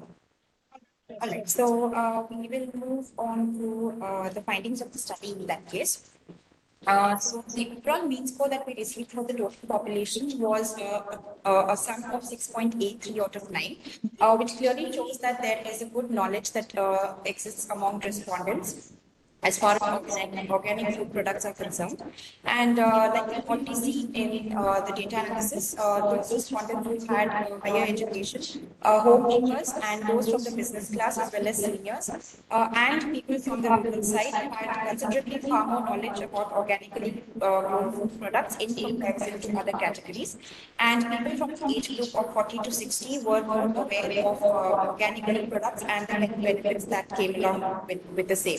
So, despite of whatever variations that existed in the knowledge scores across the various levels of demographic variables, we do see that there is a significant association, which is not very evident, however, in terms of the variations levels, because we noticed that the p-values were greater than 0.05 in our study. And talking about Ma'am, please go for your suggestion and conclude, ma'am. We are Sure. exceeding that. Please. All right, sure. Okay, so in order to conclude, what we've understood from the entire study is that more of the consumers and more individuals are actually going towards organic food products, and our entire findings match the results of the study conducted in India and other places as well, which found that consumers' knowledge, perception, and buying behavior towards organic products are positively associated with their education, their income levels, as well as their age. At the same time, it is interesting to note in our study that despite of India being of the highest organic food growers, the overall consumption levels are comparatively lower in most states of India. This is predominantly because of the store location and lack of accessibility to organically grown food products, as well as the pricing factor that comes along with organic products. So that is why since consumers are already becoming increasingly health conscious and aware about environmental issues with organic farming and switching to alternative food products, it becomes important to understand that organic food products are gradually establishing themselves in the market today, and there is a notable shift in consumer attitudes towards something that is more healthy, nutritious, and environmentally as well as socially responsible as well. Therefore, for marketers, what we've understood is that it's important for marketers of the future to understand that accessibility as well as pricing of organically grown food products becomes very important aspect of their branding and promotion strategies. And future studies in this area should also try and explore a similar phenomenon across all states of India individually to obtain a more comprehensive and accurate set of results. Yes, sir, we're done with our presentation, sir. Yeah, ma'am. Yeah. Thank you. Thank you so much. Thank you. Anushalakshi. Miss Anushalakshi. Anushalakshmi. Okay, ma'am. Ma'am, my voice is audible, ma'am. Yeah, it's audible.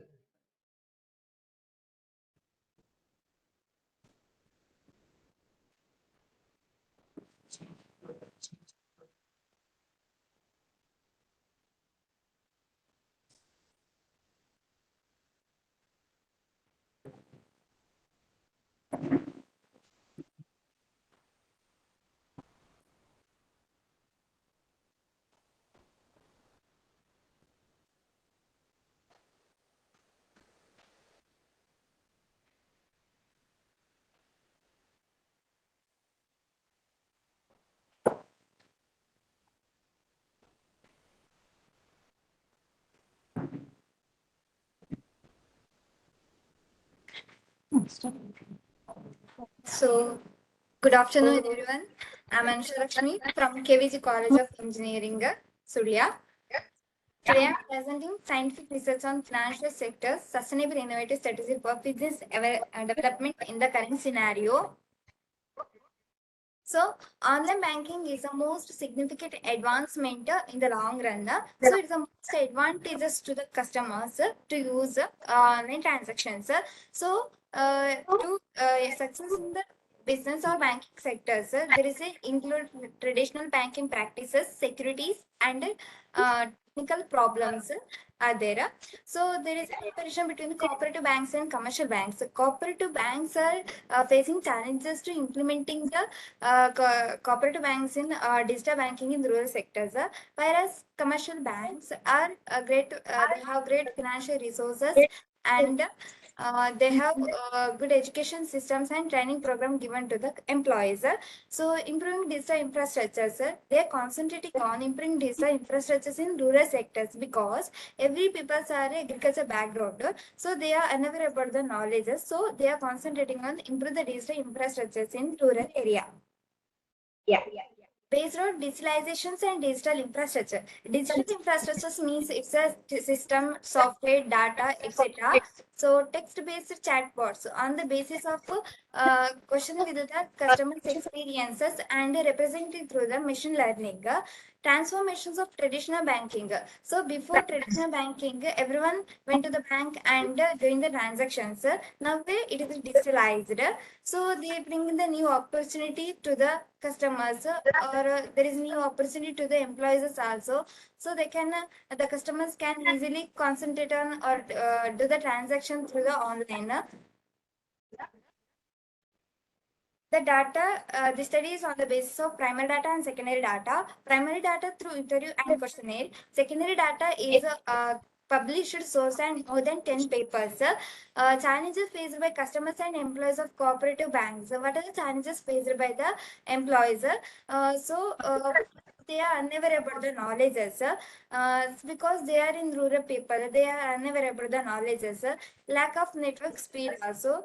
So when there is heavy rainfall, there is a lack of network speed also. It is a minor challenges to the employees and customers in cooperative banks. Digital literacy. Yeah, there is a less literacy among the rural people compared to the urban people. Data collections. The study is based on primary data and secondary data. So a total 100 customers and 50 employees interviewed together.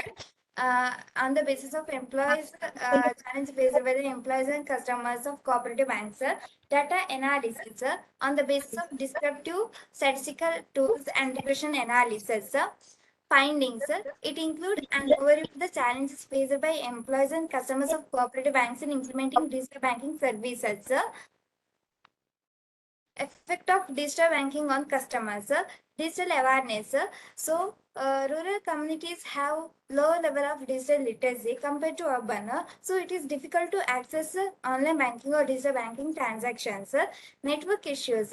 In rural communities, there is a network issues is very less because when there is high speed of network, there is a through the heavy rainfall or shortage of power supply, it is very difficult to access digital transactions. Belief in online.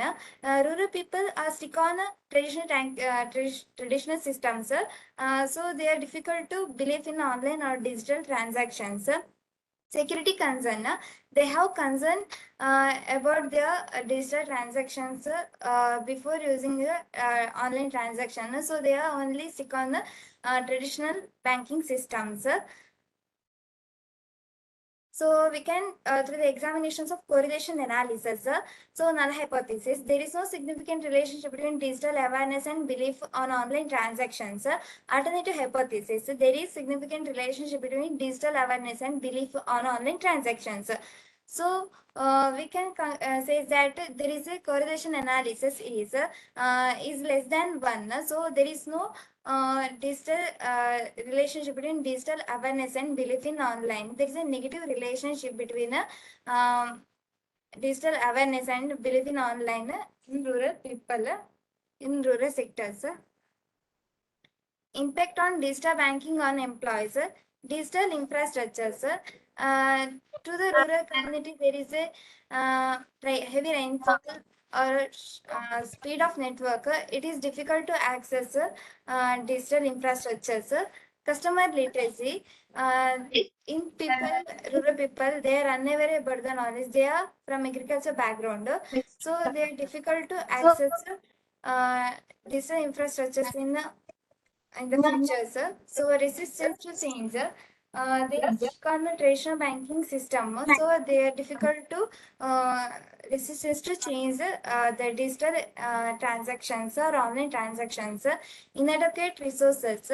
So in cooperative sectors, there is a limited resources compared to nationalized bank. Nationalized bank that they govern the resources or provide resources to the nationalized bank. But in the cooperative sector, there is a less limited resources. Overall, we say that in cooperative sectors, the education level or infrastructure facility is very low compared to the urban. Correlations and regression analysis. So, on the basis of digital literacy and resistance to change. So, here we say that there is a correlation and regression analysis on the basis of near to 1.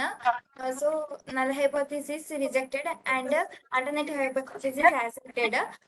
So, there is relationship between customer literacy and resistance to change. Comparative between cooperative banks and commercial banks. So in a cooperative banks, the timing hours also the working hour till 5, but they can give the transaction systems also 5. But in nationalized bank, they fix the time to give any transaction or to make any transactions. Then they have personal relationship also very good and it's more flexible. And challenge faced by employees and customers. Yeah, there is a challenge faced by employees and customers in cooperative sectors compared to the nationalized bank. Here we can see that in cooperative bank, the customers are highly enter to the bank for any transaction for cash deposit, withdrawal, loan or scheme. But in nationalized bank, there is a less people are into the bank compared to the cooperative banks. So conclude that the article concludes that to promote financial inclusions and support the growth of cooperative banks in rural area, it is crucial to invest in digital infrastructures, provide financial education and training programs to rural customers, and focusing on attracting and retaining skilled employees in cooperative banks.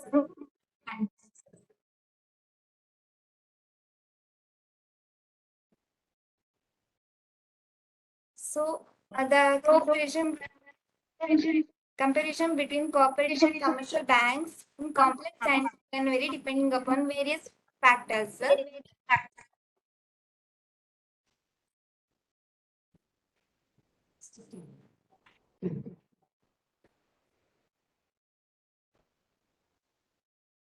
Hello?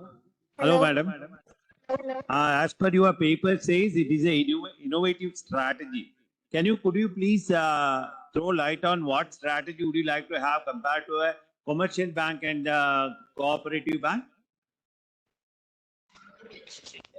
Innovative strategy you are supposed to give it as per the title of the paper says, but here you are doing a comparison study about the customers facing a problem in a cooperative and the nationalized bank. Yeah.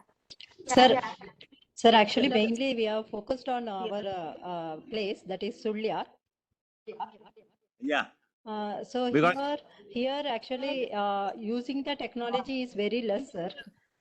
Because most of the peoples are coming from rural and most of the peoples are from agriculture sector.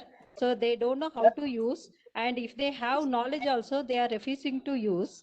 So for them, we have to give some training. The bank has to give some training, and they have to increase the belief of the customers, sir. That's what we have find out.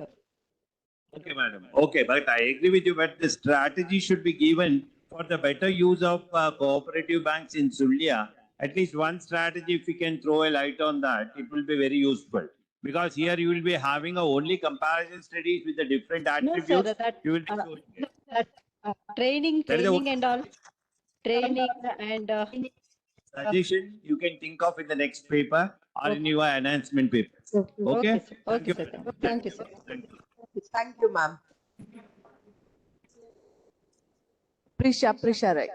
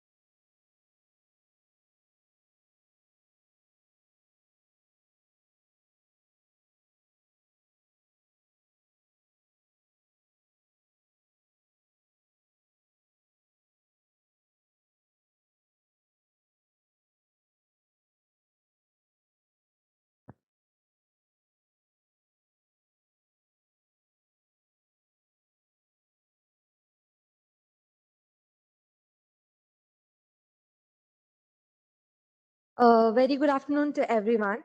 So today I'll be presenting on a walk from greenwashing buildings to sustainable design approach for buildings.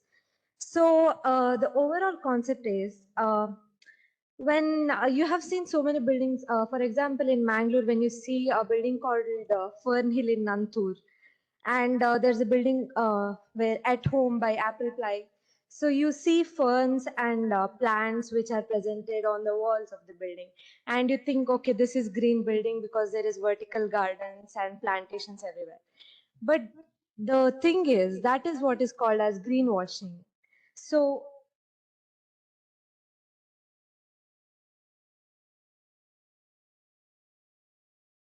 yeah, so today this research paper will give you a clarity on what greenwashing a building is and how that is a small speck of what a large sustainable design building is.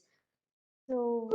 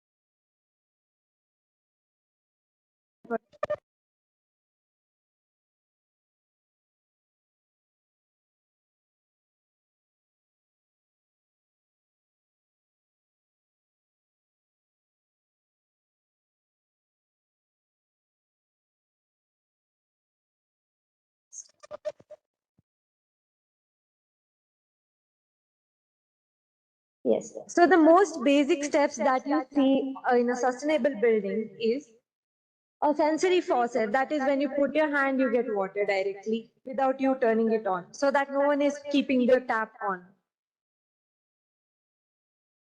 Second is water harvesting, the most basic thing you have learned in your schools, the rainwater harvesting. But there's one more that is called grey water harvesting. And the third one, that is the vertical garden, which, as I told, is a speck of what sustainable design is. Then comes the most major thing, that is climate responsive architecture. So what is climate responsive architecture? Based on where you are located, there is a certain type of style that you need to follow. So, for example, giving a courtyard in your house, you have seen all these Guttu houses in Mangalore. So, why do they have courtyards? It's not for style or a gathering space. More than that, it is all these heated spaces. The heat gets evaporated when there's an open space in the center of your house. So that is how climate responsive architecture works. It works with the orientation of your house, or what we call as vastu. So you place the most preferred direction is the east direction. Why? You get up in the morning, see the sun, and pray to God. That is what we have been believing. So what is more in it is you avoid the southern space where sun is always there. So the sun path follows through the southern space. So that is where we are avoiding our main door, because the living room lives right in front of the house. So that is where we spend most of the day. So that is where we need to avoid sun to stay calm and cool throughout the day. So that is how orientation works. Then we give something called as cross ventilation. So here in this hall, you can see all these opposite sided windows everywhere. There's not just windows on one side, there's on three sides. Why? It's not just for daylighting. The air that comes in has to go out to the opposite direction. That's how everything works. Go in opposite direction. And that is what climate responsive architecture is about. So on a more detailed scale, how sustainable design work in architecture. So all these steps that I've told you, orientation, a sensory faucet, these are most basic that you can understand easily.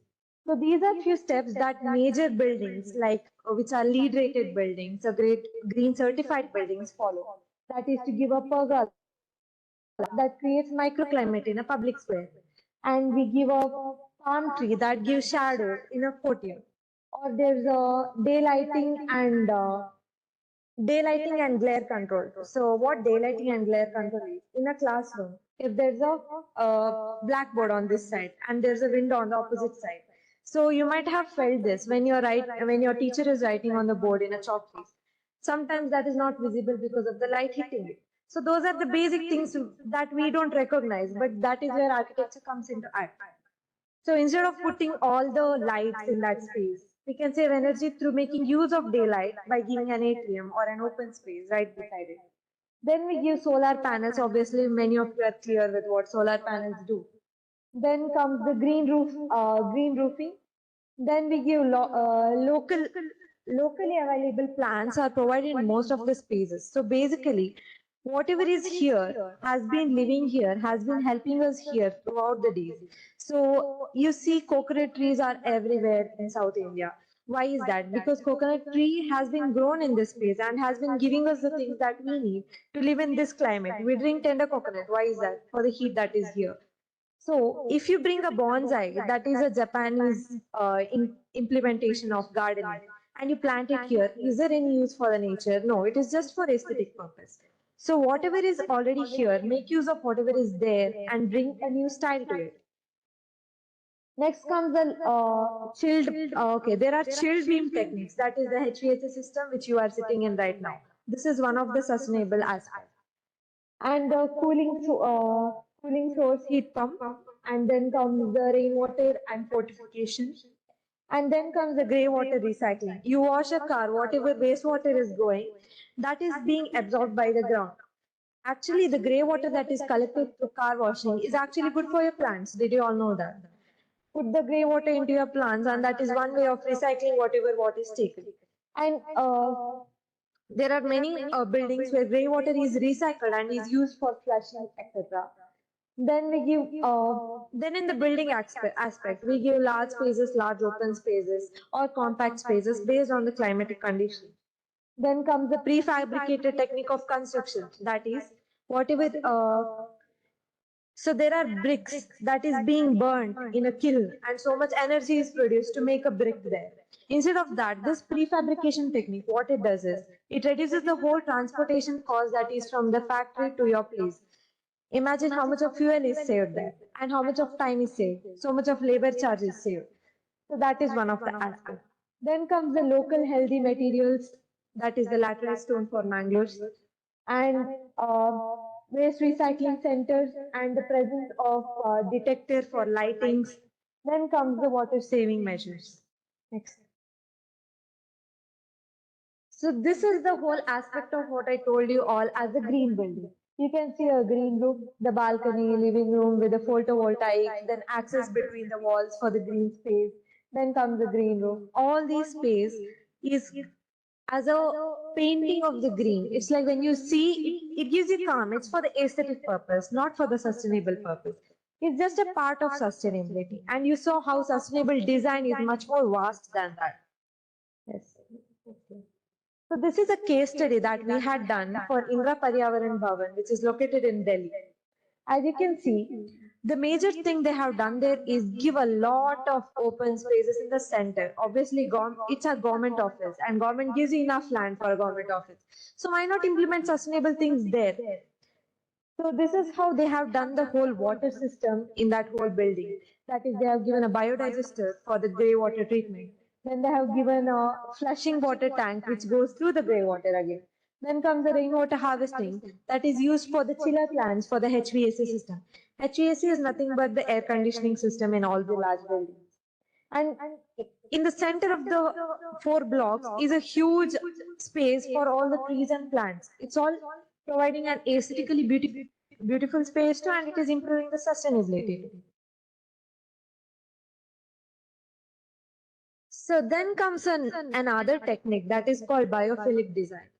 So basically what we humans do is find harder ways to do things. Why not go on the simpler ways, the answers which we already have? That is, nature already has answers for the questions you are searching for. So nature has all these, of course, the beehives and ant hives have problems as the heat. But why do the termite mound look like the straight big heap?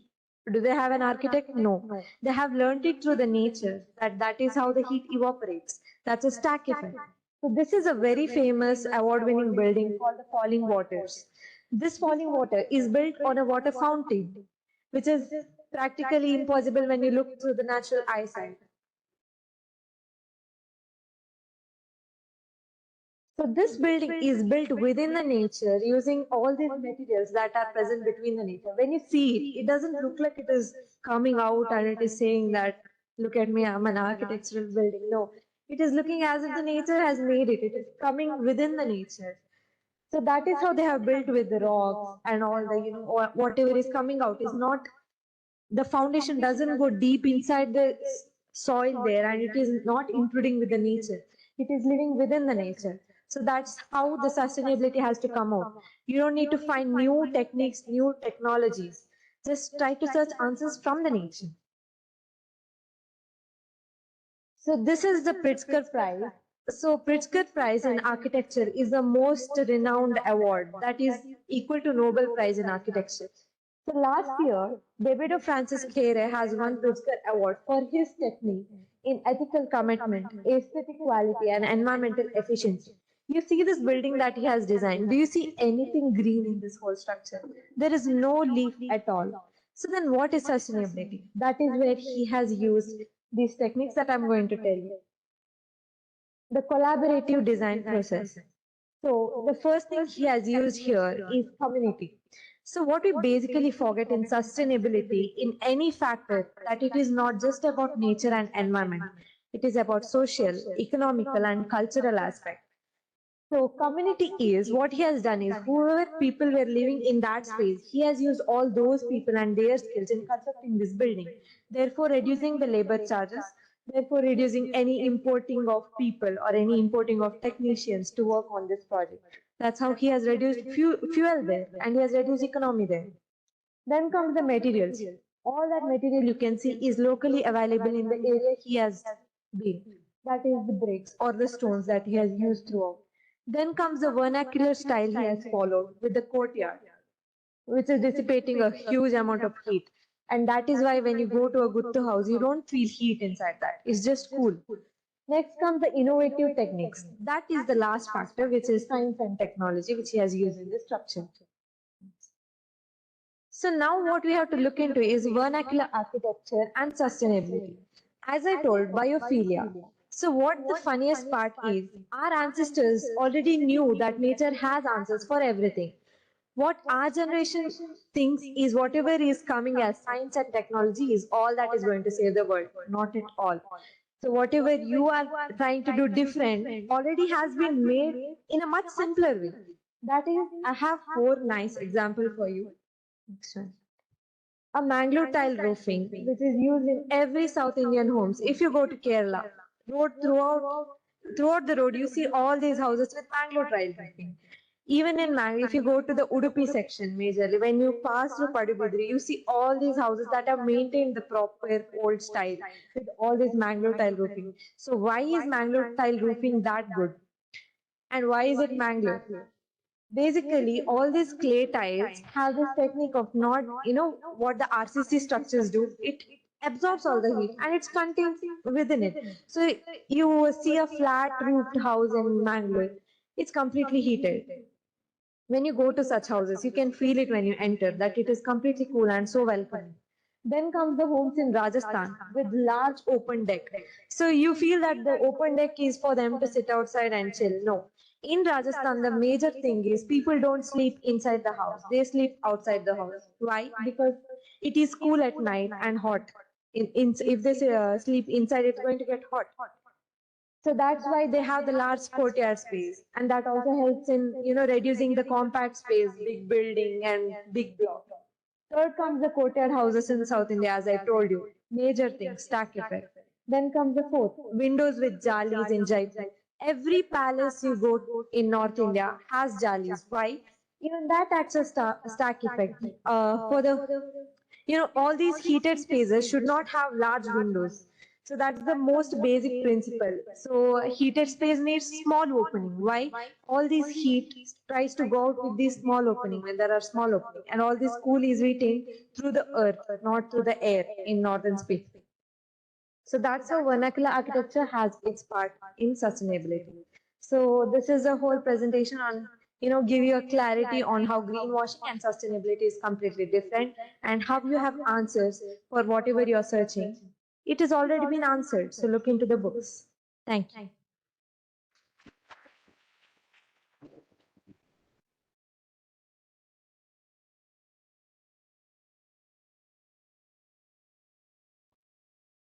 Thank you, Prisha. Here we come to the end of today's session. We are thankful to Dr. Shashidhar Kini sir, Professor and Head of Department of MCA, for being with us as moderator for today's session. We are also thankful for our participants. Today they were managing the time in a very nice manner, and they completed their presentation within the time allotted to them. And I request all the participants to join us tomorrow morning sharp at 9:30. Thank you one and all. I request our HOD, Dr. Ajay S. Joseph sir, to present a memento to Shashidhar Kini sir.